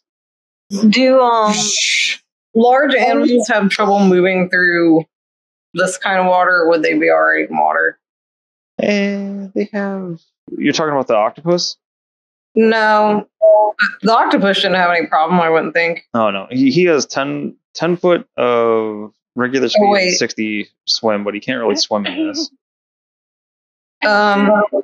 You're thinking of like a wild shape thing? Yeah. So like, so a large beast would or would not. Let's say like a large beast would not. Am I allowed to be an elk? Sure. You will allow Mustelka to be an elk. I assume she'd probably seen one at some point. I didn't think those were like rare. We just hunted some, didn't we? No, it was a deer. Oh. All right. But yeah, you could be an elk. Okay. Oh man. I For my just thought of the elk screaming noise. Mustelka is going to. I'm trying to find it. My list of things. I think I put it at the end because I was like, she'll never use an elk. I just made it today. And I was like, she's never going to turn into an elk. I'll just put it at the end. Mustelka's going to start screaming, and then it's going to turn into an elk screech. And it's going to turn into a giant elk. That's creepy, Savvy.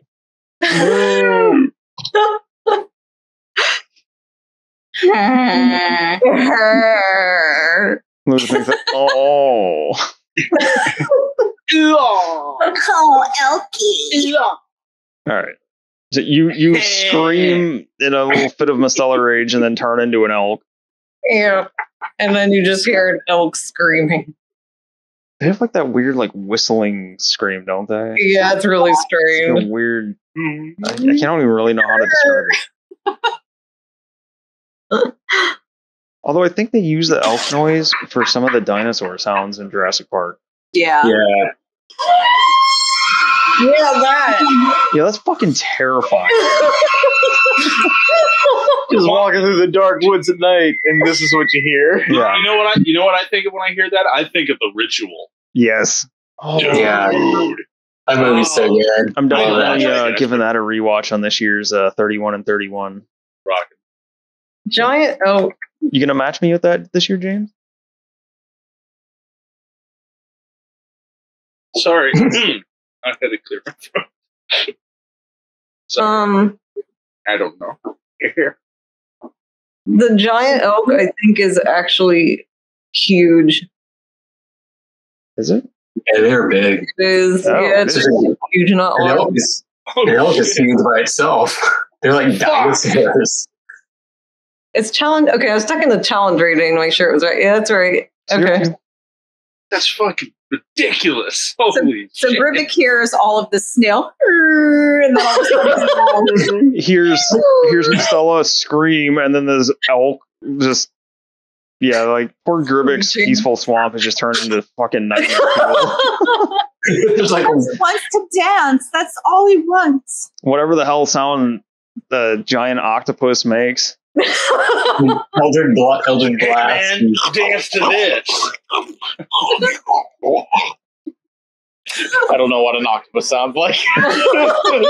It's right in line with your gator sound. Hey, Gribbik, you know the new sound you wasn't looking for? Listen to this. Sorry. All right. We'll make Matthew our Mustelka official done then? sound effects. I think that's all I can do for the rest of my turn, I think. Blup, blup. Nick. Hi. Well, I have a giant elk butt in my way. Yeah. Oh yeah, I don't think I could. So I used I can't really see them. Oh no. So You could probably shoot through the legs. You probably could, yeah. I think if you move to the right a little bit, I don't You're know. gonna snag an udder if you shoot through her legs. Oh, That's why God. he's You're making 3 that feet face. tall. An You gotta elf suck him leg. in. She'll inhale real deeply. Suck him in. Suck him in. Right, I can hit that, Suck him in, but suck him in. I'm going right through your legs here. Her legs are probably like 8 feet tall. Yeah, that's That's probably true. I just looked it up. They're 4'9" at the shoulder for a mature male. Good lord. And that's not even a giant elk, which she is. Yeah, Yeah, that's it's even true. bigger. So a giant, which is huge, would be like twice or 3 times the size. That's at its shoulder too. That's not even counting up to the top of its back. Nope. Yeah, they're big. That's terrifying. Andy, if I were to shoot from where I am with steady aim, would I have a chance to hit Mustelka? You can certainly try. You can certainly try. Just don't roll a 1. You got this. You got this. I mean, you could also move from side to side. Yeah. Or wait, Yeah, If I steady move, aim? though, I lose steady aim. Right. Steady aim sacrifices all move. Do it. Do it. Do it. Oh, I see.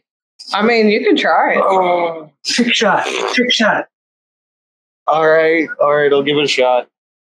Don't roll a 1.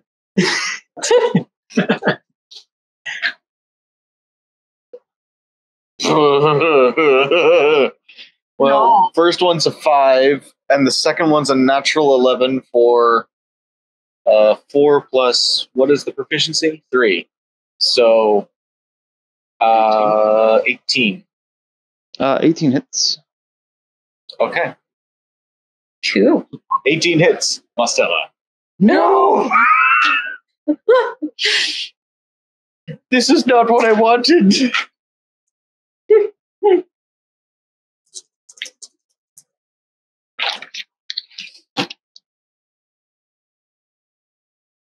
That's another 19 points of piercing damage to B.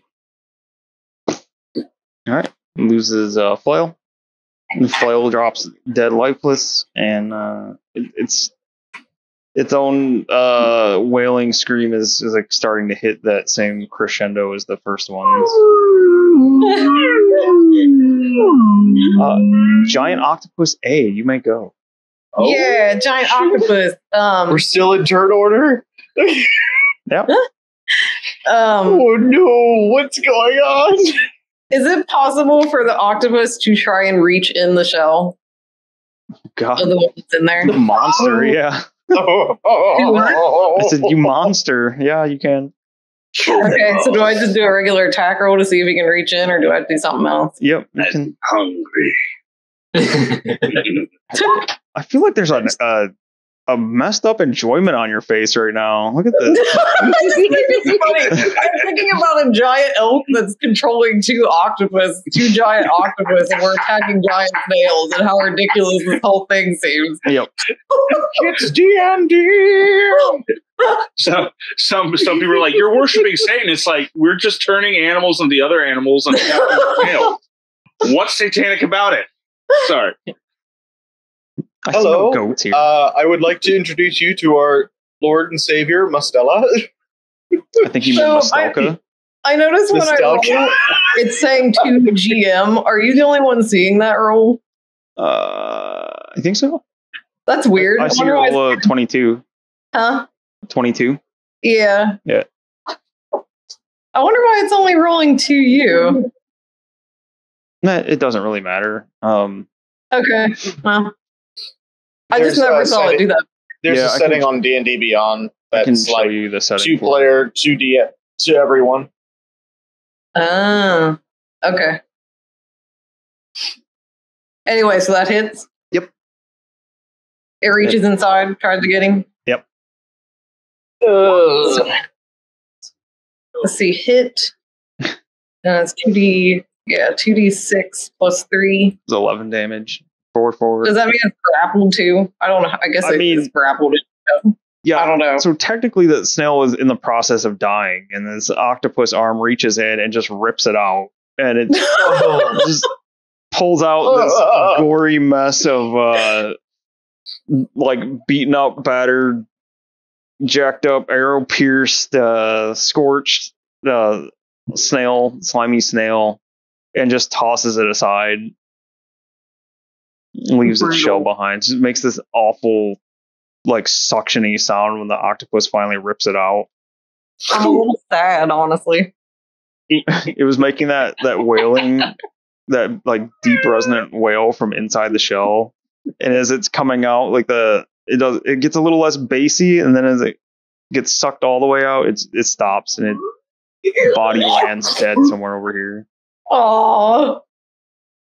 Damn it. Did it? Didn't you say aw? I feel bad now. You did it. Don't say aw. For your ground spell, was that a concentration one? It was not, no. Okay. So how long does the ground stay like that? It stays for... Forever. Let me look because I can't remember.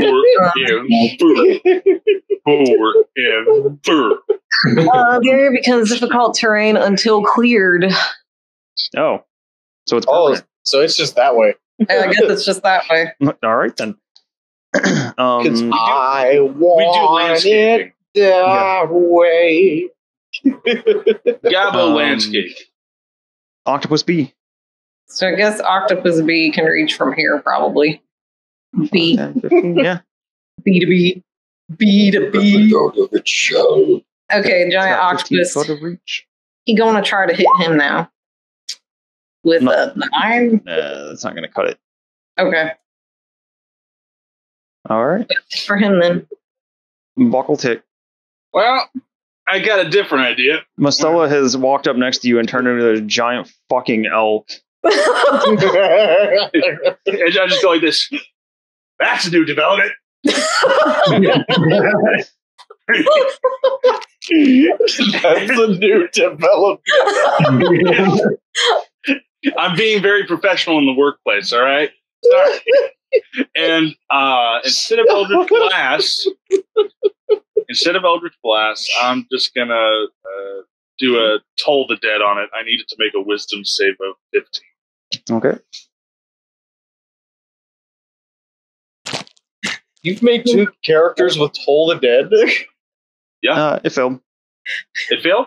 Yep. And it's already been injured? Yep. All right, that's to be 2d12 necrotic damage. Noise. They're at it again. And it takes 4 necrotic damage instead of, more than fucking 4. Sorry. Wow. Ah, well, sorry. Did you roll 2 2s, a 3, and a 1? I rolled a 1 and a 3, bud. But you know what? That's all right. Damage is damage, and it didn't do that fucking reflection back at me bullshit. No, Jeez. Instead, it's just.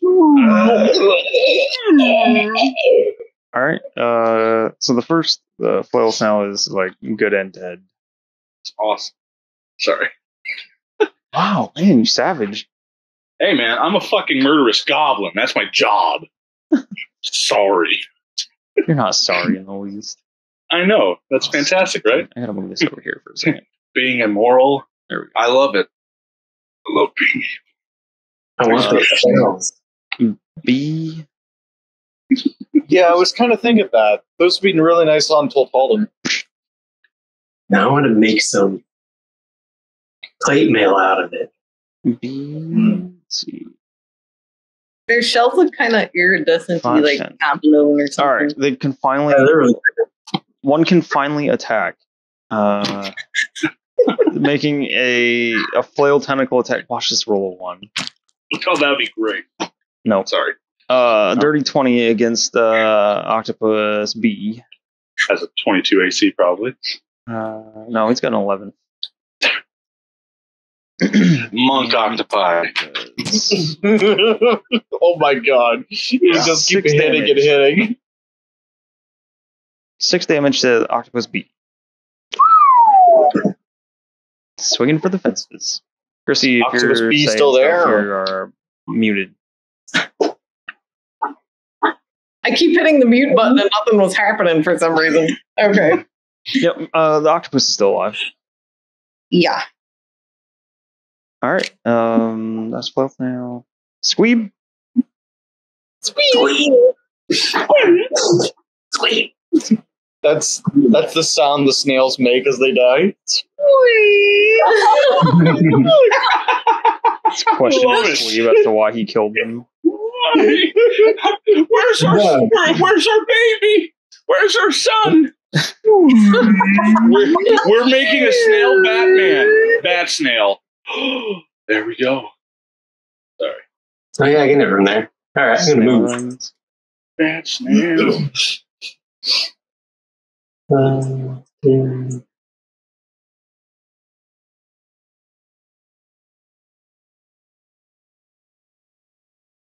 Oh, that's as far as I can move, I guess. Yep, don't forget the difficult terrain in the water. Pew.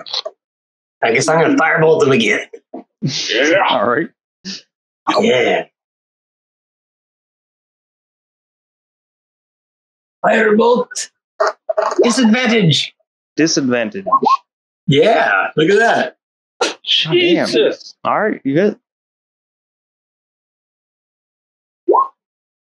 8 Damn, points you're of fire damage. Your digital dice love you more than mine love me. Your digital dice are acting like my black dice. So the And then I'm going to use my bonus action for my homunculus servant to attack as well. okay disadvantage. Disadvantage on the homunculus one? Yep. Let's see what that would be. 4. Wait, is that? Oh, that's 4 to that. 9, 6. Oh, that's 10. Uh, And that's natural 1. all right. Go ahead and roll that same attack against yourself. All right. The first time he uses his homunculus. Oh, that's a natural 20. Ooh. Oh no! All right, roll those damage dice. Oh no. Oh, yay. Oh, it's done. It's done. Does it have a It single doesn't hit matter what I point? roll the damage.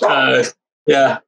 I guess it ricochets back and just blasts my poor little homunculus out of the Blast sky. apart. Just see Oh, no. the dragonfly wings just like slowly Important, spinning to the ground. Aw. Just land on the water and just float on the water. important question though. What did you use for the heart of your homunculus? Oh, that one was a vial. It was like a little potion vial. Okay. It didn't have to be a gem or something. It can be anything. But you can use anything for it. So you see like the mechanics of it just like blow apart in your little vial that you used for the heart of your beast hits the water, starts sinking. Oh, my spider! Is it savable? Oh, I can remake it. this is why I was asking. It takes a gem or a crystal worth 100 gold pieces. Oh, is that what it was? What? Yep. Crap. That's all right. Well, I'll have to go find a gem. Let's see.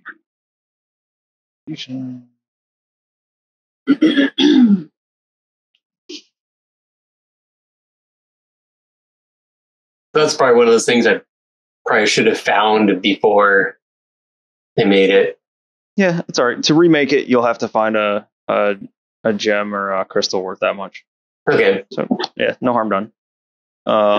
Well, except to your homunculus.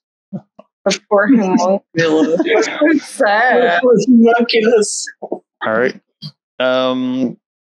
Yeah. Yeah, it had 2 hit points. Oh, it did? Yeah. Oh. Your fireball cooked the face of the snail, and you see the last of its flails drop forward, though, and it sucks into its shell, making it like that same super crazy loud, awful wailing sound. Yes, I got it.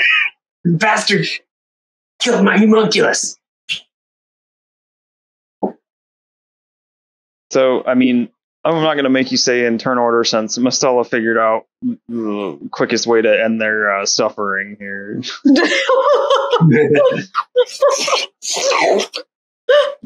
The octopi both go over and start yanking and pulling this thing out of its shell, making its awful death throes. And the octopus tosses it into the branches of this giant dead tree. It's just disgusting snail dripping goo down and blood out of the tree. Well. Uncle Chick is happy because now he has another sound he can use with minor illusion if he needs to. That awful wailing sound. Oh yeah. He's like, ooh, I like that. I like that. Oh, I like that. How big are the shells? You like that? You like that? The shells, What kind of guy are you are? the shells are massive. They're pretty. We probably can't take them, can we? Yeah, we can put them on Mustela. Yeah, I mean, I could probably carry them. What if we put wheels on these shells, turn them upside down? They could be ogre chariots. Ogres sitting inside these big shiny Damn, shells. that is Wheels. thinking about it. It's like the chariot from The Little Mermaid. How heavy are these shells? We go over and try and pick them up. What's everybody's strength? Fuck. 10. Come on, beat it. 8. No. I'm old. My elf is 23. Tiny. I'm a 14. They weigh about 250 pounds. They are So very That's no. Well, hold on. I think the There's- elf has a better chance. There's a section on your equipment that says weight carried. That says we can push, drag, or lift. We can technically push, drag, or lift. I can. 300 pounds. Where is that again? It's under If equipment. you go to your inventory, Ah.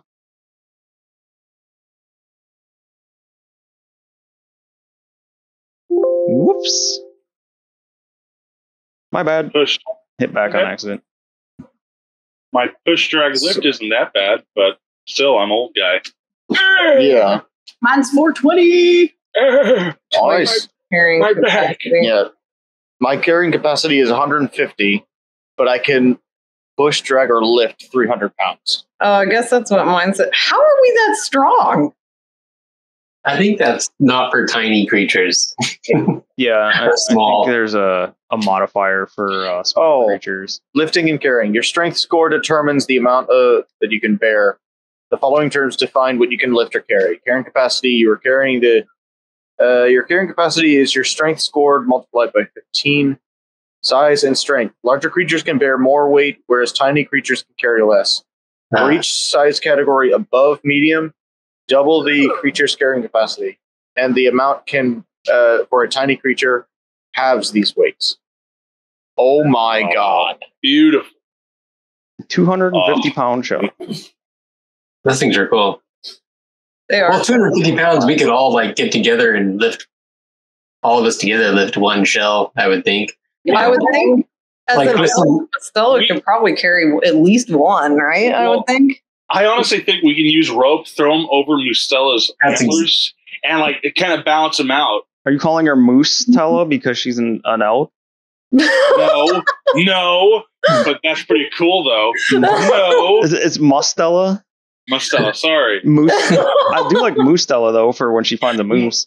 Mustela. This Sorry. version is Mustelka.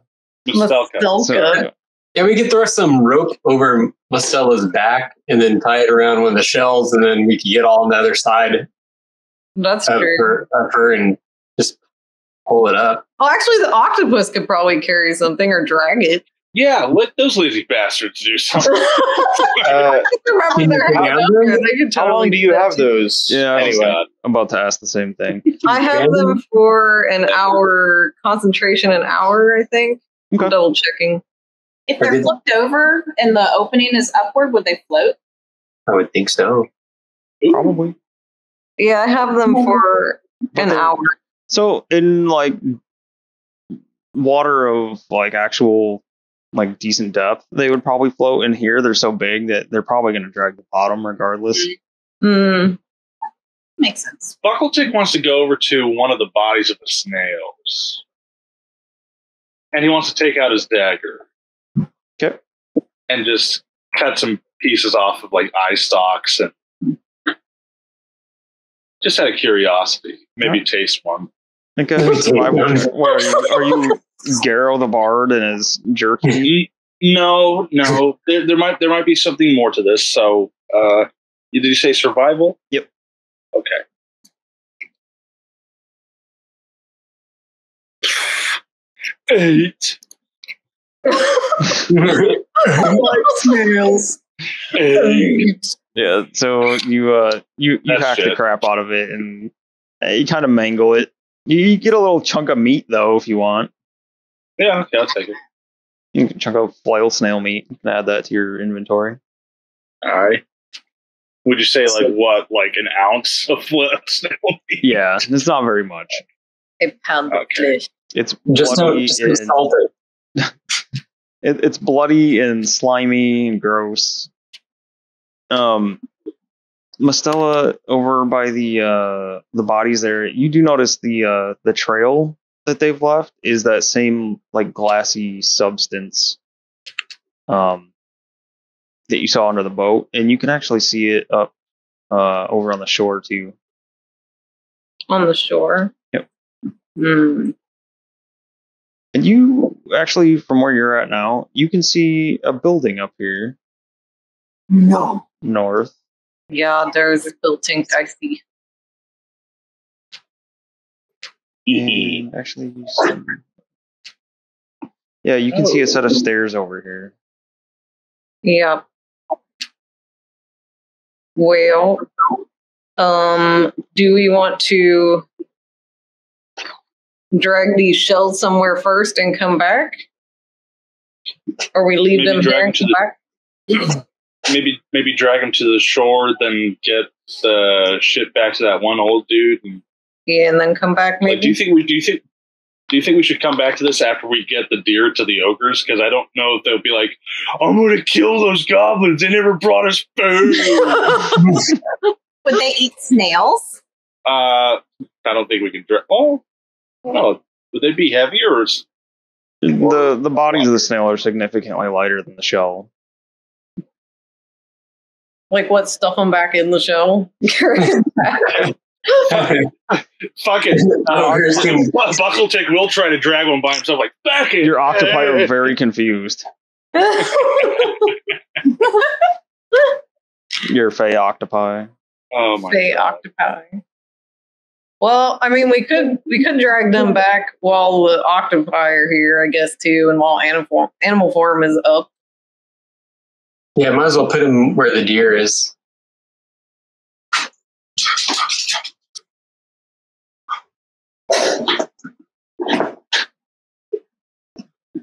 All right. There's a rope to him.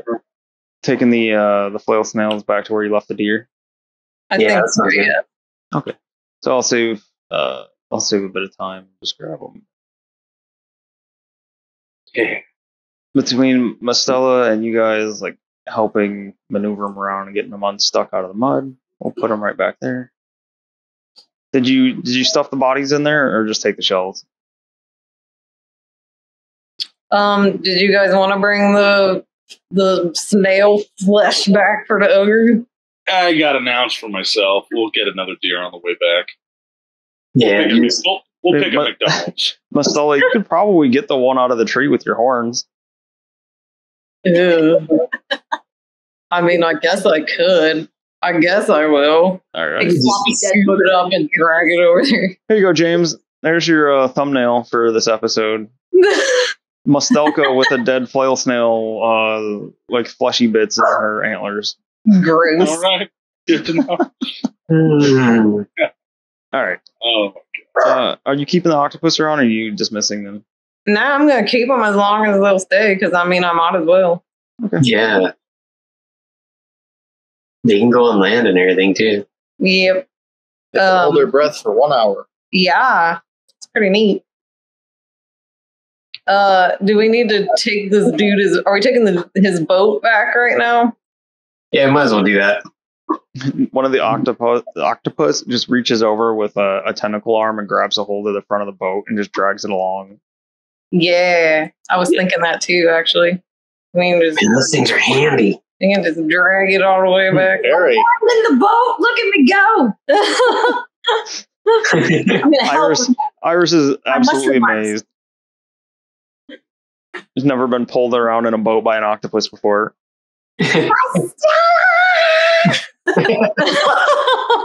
Someone sees this happening. What the hell are this goblin's doing? Yeah. Gribbik hears you guys sloshing through the swamp, and he comes out. He's like, "What in the hell is going on out here? My swamp, my quiet swamp. What are you? Oh my! Oh my god. He runs back away. Don't worry, they're friends.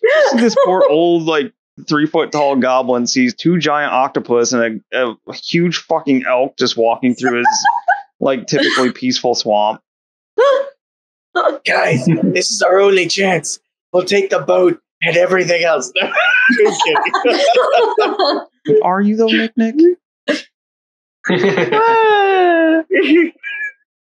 Gribbik, we found your crap.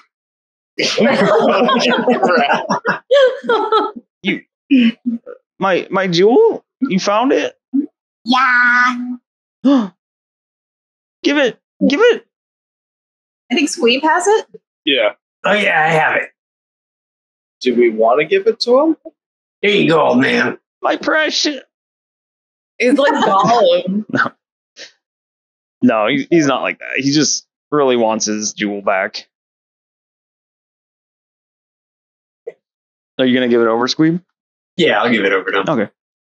He takes it and he seems super happy. He's bouncing around with it and he like looks it up and he's bouncing around. You can hear that. And then he's shaking around. He says, "Yeah, come over here. Over here. You got my jewel and my boat. Thank you." And some boxes. He comes over to some crates that he's got over here. So you guys, you can look through here and take any 2 things you want. Maybe even 3. You brought my boat back.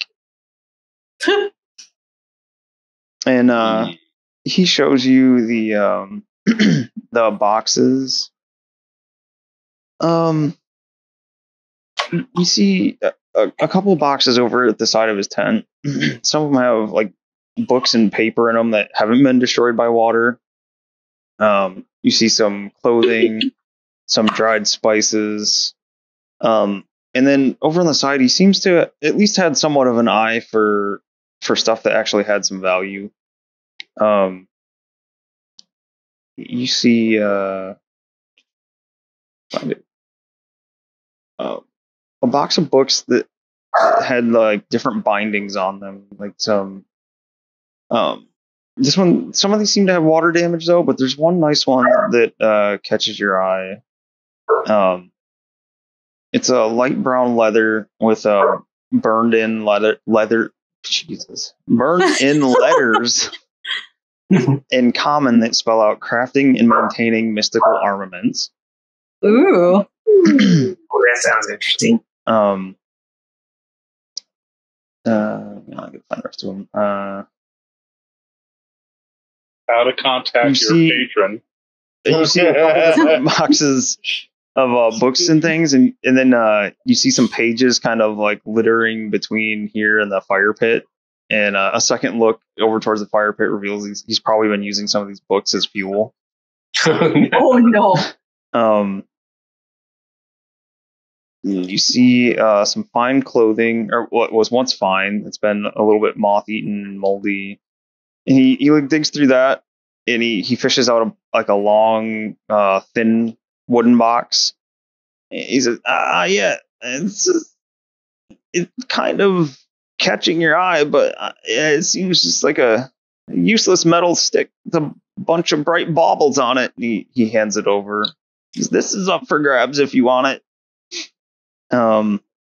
He's going through, tosses out a few more things, and he lays down a couple pouches that were in the boxes. Pulls out a little like jewelry box size, or not jewelry box, but like the size of like a ring box. He sets that up.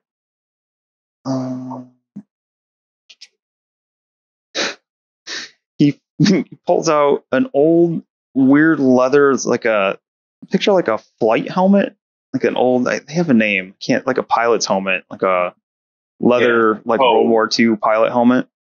Yeah, it's that general shape. It's got some fur lining in it, but you've never seen a helm that looks quite like this, as it's different. It's strips of leather that are all different bright colors that all like meet up at the top point of it. And at that top point, there's a little propeller sticking up off of it. There's a chin strap that goes underneath with a chin cup. Oh my. And then, let's see. We need that. Iris, put it on. Those are that's everything in there. Can I try on the hat? Can I look at that metal bar with the weird jewels on it, or the weird rocks and shit on it? Yeah, so Iris is grabbing the hat. Buckletick is looking at the metal thing. I'll snatch those pouches. The which one? The pouches. Okay. So when you open the pouches, you find that there are gems inside. A crystal? A crystal scarab? There's 9 gems inside. 9 gems? Yep. Okay. So this is not, if you, I'm just telling you what's inside. You don't have to keep these yet, because he said you can pick 3 things out of all the stuff that he's shown you. Oh. Oh, not 3 things a piece. No. Just 3 things. 3 things as a whole, yep. He was going to let you pick 2, but you brought his boat back, so he's going to let you take 3. So there's 9 gems in there worth around 10 gold each. And what does Squeeb need as a gem for his He needs one that gold. a single gem or crystal worth 100. It can be any worth, as long as it's worth 100. Yep. Huh, It's essentially just saying that it's like a really fine gem or crystal. Buckletick, the piece of metal that you find in there is it's like a long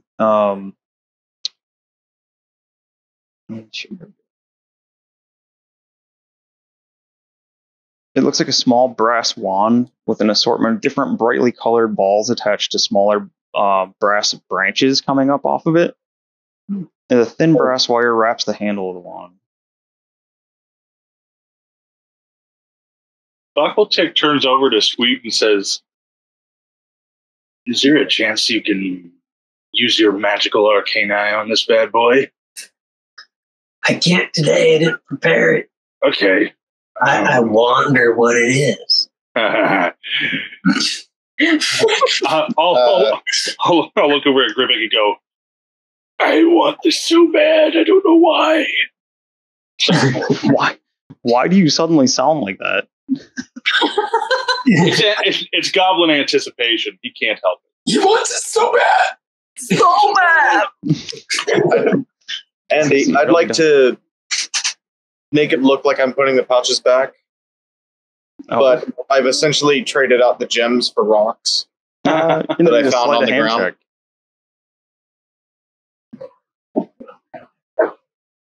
Everyone's in my house is asleep, so 1 sec. Yeah.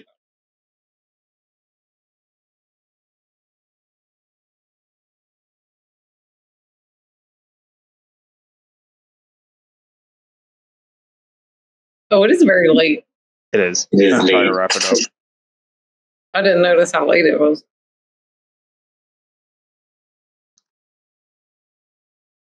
Natural 20. All right. Damn. You swap out his gems for a handful of rocks. Oh. What the fuck? What? What the Oh, fuck? it's Christmas. What the hell? Ooh, it's This is Christmas. Yeah, the wand All right, that we need switches that. every place. I want to see what the fuck this does. Yeah, we need that. What is that thing? Dude, it could either be just something that's like It's the Great Goblin Fire- Challenge. The Great God. Goblin Challenge. No, that is wrong. Wrong and terrible. Right in the pee hole. No. Ow, dude. Yeah. It's a goblin All right. challenge, bud. Uh, It's like Willy Wonka made it. Is that, That's the are those 9 gems 10 gold each, or just 10 gold altogether? 10 gold each. Dude, 10 gold 90, each. 90 gold worth of gems. Yep. Gotcha. That's a bop it one. Pop it. It Twist doesn't- it. Yank it. Yeah. Crank it. Hey. Yeah. Nice. I think we all have a pop it wand, or at least most of us have a pop it. Had to do the joke. Sorry. All right. So you're taking the wand for sure. Yes, please. I'm sorry, everybody. Yeah. It's No, cold. you gotta take it. That's the most interesting thing there. I only get 2 rounds, so if this holds anything interesting, I'd be like, I want to have an ace in the sleeve just in case. Or if it's just something else, I don't know. It could be fun. I don't know. Oh my god. All right, we want the wand, James, and we want the hat, What is it, man? and You can we hear want the wand, the hat, and what's Scoot wants to look at the book. What's the, if he opens up the book and looks inside, what is the book essentially it. It looks like used for? just make just a straight intelligence roll real quick. Intelligence. Oh yeah, I'm intelligent. Matthew, if you have to go, I'll try to have this up in the next day or two, so you can watch the end of it if you want, or if you have any input into which other item you'd want them all to have. I was just going to say we can probably purchase the book off of the guy or whatever else thing, make a trade. But beyond all that, I have to get my meal ready for tomorrow morning. Yeah, you're good. Sorry, I ran a little bit late. It's from our troubles earlier on. So All right. good gaming, man. And if you want to head out, feel free. And Bye, all we're doing is everybody. just finishing up the rest of this. Apparently, I'm not intelligent. So it looks like I got an 18 intelligence, but you know. well, it's yeah, I mean it's a book. You're not really used to reading books for things, right? So the best that Squeeb can make out of this, it's for like making different magic things. You don't understand a lot of the magic-y mumbo jumbo. It talks about like infusing or not infusing, but like enchanting and spell components, and you know, artificers don't have time for spell components. They just This thing's stupid. Things work. But while you're looking at the book, you hear a soft like whirring and clicking sound coming from that ring box. What's that? Mm. I like those sounds. I don't like the sound of books. Books make dumb sounds. I like the clicking and whirring. I'm gonna check that out. All right. So it's just a little ring box, and you pop it open. You see inside of it's a very small copper amulet.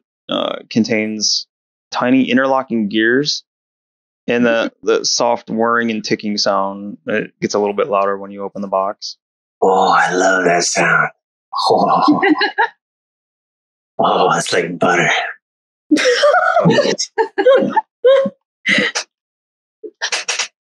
Yes. What does this thing do? I asked the old man. You hear that noise it makes? Yeah, I love it. It makes that noise. Oh, that's sweet. That's some sweet noise. What else is there? I don't want to take this because we only got 3 things. This would be the 3rd thing, so I don't want to like take something that. I mean, do we Mustelka want might that? Iris is just playing with it right now. I don't know. Do we know anything? Like, what is it again? It just has a propeller? I'm going to spin the propeller and be like, what do? He says, young lady, come down from here. You guys all look and see when Iris spins her propeller, she starts floating up in the air.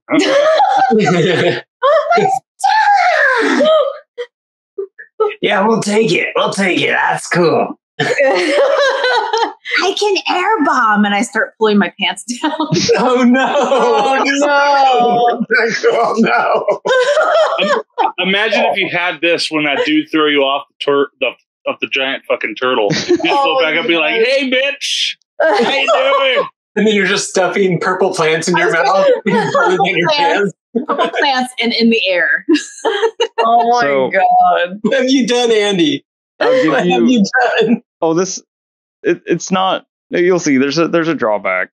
Oh boy. I'll give you the first one free here for using it just to see what it does.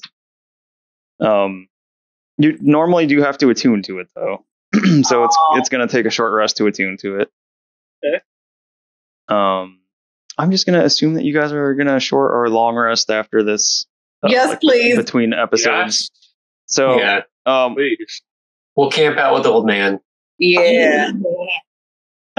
stay a while and listen. Yeah. I get to bust that out. All right. Yeah. So he'll have you for dinner, completely ignorant to the fact that Nick robbed him blind from his. So you're taking the hat, the wand. The hat, the wand, and what was the other thing? I don't think you guys fully decided on a third one. There's the book or the amulet. I would say the amulet. Yeah, I guess so. What was the book again? The book read Crafting and Maintaining Mystical Armaments. Huh. Take back to Slurg. Yeah, good. How much for hat? Well, can make a little goblin fly. How about you wandered over here? Yeah, can feed me for quite a while. He comes back. He says, "How about you trade me that deer for the hat?" Oh crap! The deer's actually our friend who could turn into a deer. How about 30 silver? Got no use for coins here in the swamp. Well, you know, there's some giant. Wait, do we just bring the carcasses or just the shells with us? I think I brought the carcasses Yeah, too. Mustelka has at least one carcass in her horns. Did you grab the second one? I did not. I could go get it though. I thought we stuffed it in the shell. Oh, We'll say we stuffed one in the shell and I have the other one in my horn. yeah, that works. Yeah. Oh yeah, because I said the octopus was really confused. Yeah. Yeah. Give him the carcass. And Well, we remember you telling us about those mean slimy things. We killed those, and we got the bodies right here. They're pretty big. Must still slap the guts down on the ground in front of him. Oh, that's disgusting. Does it taste good? Well, actually, as a matter of fact, I pull out the ounce of it, and I I mage hand. Is there a fire going on? He's got a little cooking fire going. I take it and I mage hand it over the fire for a little bit. Okay. And go, well, let's give it a taste test. He takes out his little dagger and he cuts a piece off and starts chomping on it. He's gumming it. He's gumming a booger. No, that's kind of tasty. Assuming it doesn't kill me or making me sick, I think it could get me by a while. Maybe longer than that deer. Yeah, I'll trade you the hat for the big slimy. Fantastic. That's a good deal. Yeah. Thank God we brought those bodies. So you're taking the wand, the hat, then the book and the amulet. I think We'll take everything. Yeah, You guys ended up with everything with sleight of hand. all the Fantastic. things. Awesome. Okay. Sweet. I'm going to say, thank you, Gribbik. And I kiss him on the cheek and I'll slide a gold coin into his pocket. But he doesn't use coins. Yeah, he's never going to use it. He's not going to go any place that needs gold. He could use it on Toltalden. He's not going to go there. He comes and visits. Oh, should I not give him coins? Yeah, gold is basically like a rock to him. Like, Oh, what it's the up to hell you is this guys. thing? I want to give him something, but I don't have anything to give him. We'll give him companionship. For the Give him a goat nipple. Yeah. You like that? Friendship goat nipple. Yeah. Need those. Good nipple. All right, fine. What else do you have? Do you have a testicle, a nipple, something? I got a human finger. Of course. Oh, no. Random shit that she has. All right. So yeah, you guys. If you're gonna take a short rest here and stay a while and listen with Gribbik, Are we doing a short or a long rest? it doesn't matter. I It don't doesn't need either. This is what the helm does. You only need a short rest to learn this. The amulet does not need to be attuned. Oh, Nice. This is the amulet. It's called a clockwork amulet, Squeeb. Oh, that sucks about the helm. That's why I said I'll give you the first one is free and you don't have to Yeah. roll for it. That's pretty cool with the clockwork amulet. That's pretty cool. And I'm sure Buckletick really wants to know what the last piece is. Huh, that is an interesting amulet, isn't it? It's pretty cool. That's the most Christmas tree wand ever, and I want to see the cosmos. Oh my god! Wand of Wonder. What the fruitcake is that? What? So, what?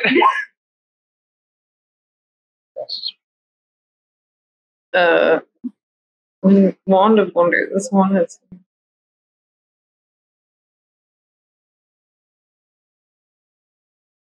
Oh.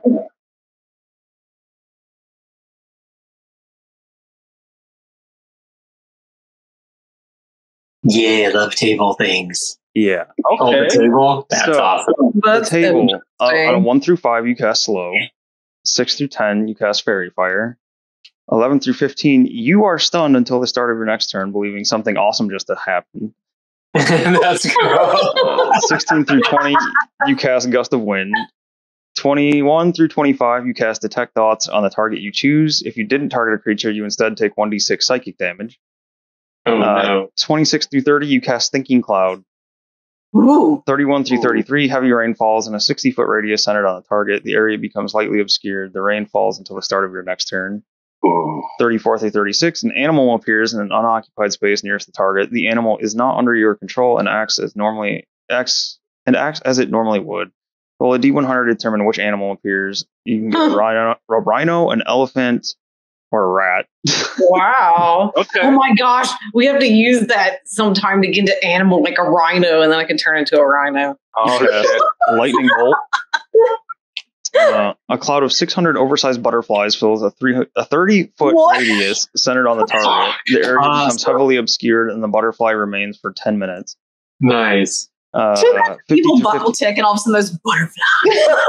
You enlarge the target. I am the monarch. Sorry. You enlarge the target as if you would cast the Enlarge Reduce spell. If the target can't be affected by that spell, or if you didn't target a creature, you become the target. 54 through 58 is you cast Darkness. 59 through 62, grass grows on the ground in a 60-foot radius centered on the target. If grass is already there, it grows to 10 times the normal size and remains overgrown for 1 minute. What? 63 through 65, an object of the GM's choice disappears into the ethereal plane. The object must be neither worn nor carried within 120 feet of the target and no longer than 10 feet in any dimension. 66 through 69, you shrink yourself as if you would cast the Enlarge Reduce spell on yourself. 70 through 79, you cast Fireball. 80 through 84, you cast Invisibility on yourself. 85 through 87, leaves grow from the target. If you choose a point in space as the target, leaves sprout from the creature nearest that point. Unless they are picked off, the leaves turn brown and fall off after 24 hours. 88 through 90, a stream of 1d4 times 10 gems worth 1 gold piece each shoots from the wand's tip in a line 30 feet long and 5 feet wide.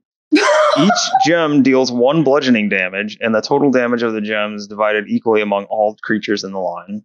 Wow. And then you can go gather them all up, right? Yep. Wow. 91 through 95, a burst of colorful shimmering light extends from you in a 30-foot radius. You and each creature in the area you can see must succeed on a DC 15 con save or become blinded for 1 minute. A creature can repeat the saving throw at the end of each of its turns, ending the effect on itself on a success. On 96 through 97, the target's skin turns bright blue for 1d10 days. If you choose a point in space, the creature nearest that point is affected instead. So you can become a Smurf. Cool.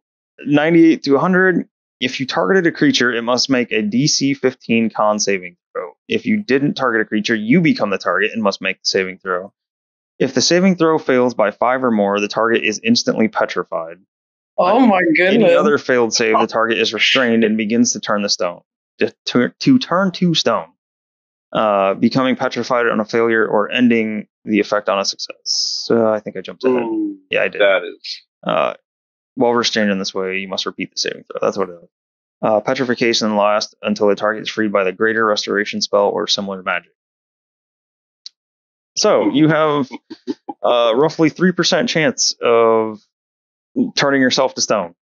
Okay. Wow. Oh my gosh. Huh.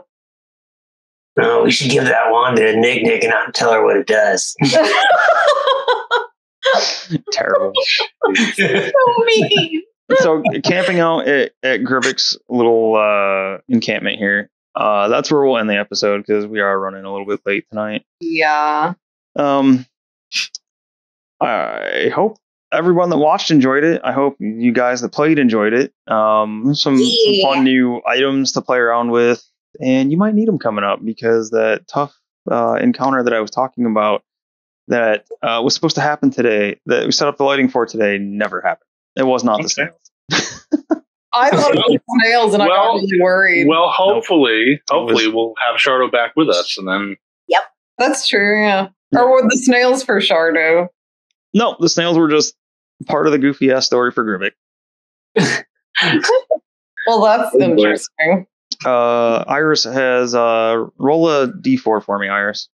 D4. Oh, you didn't explain the book, by the way, did you, or did I miss it?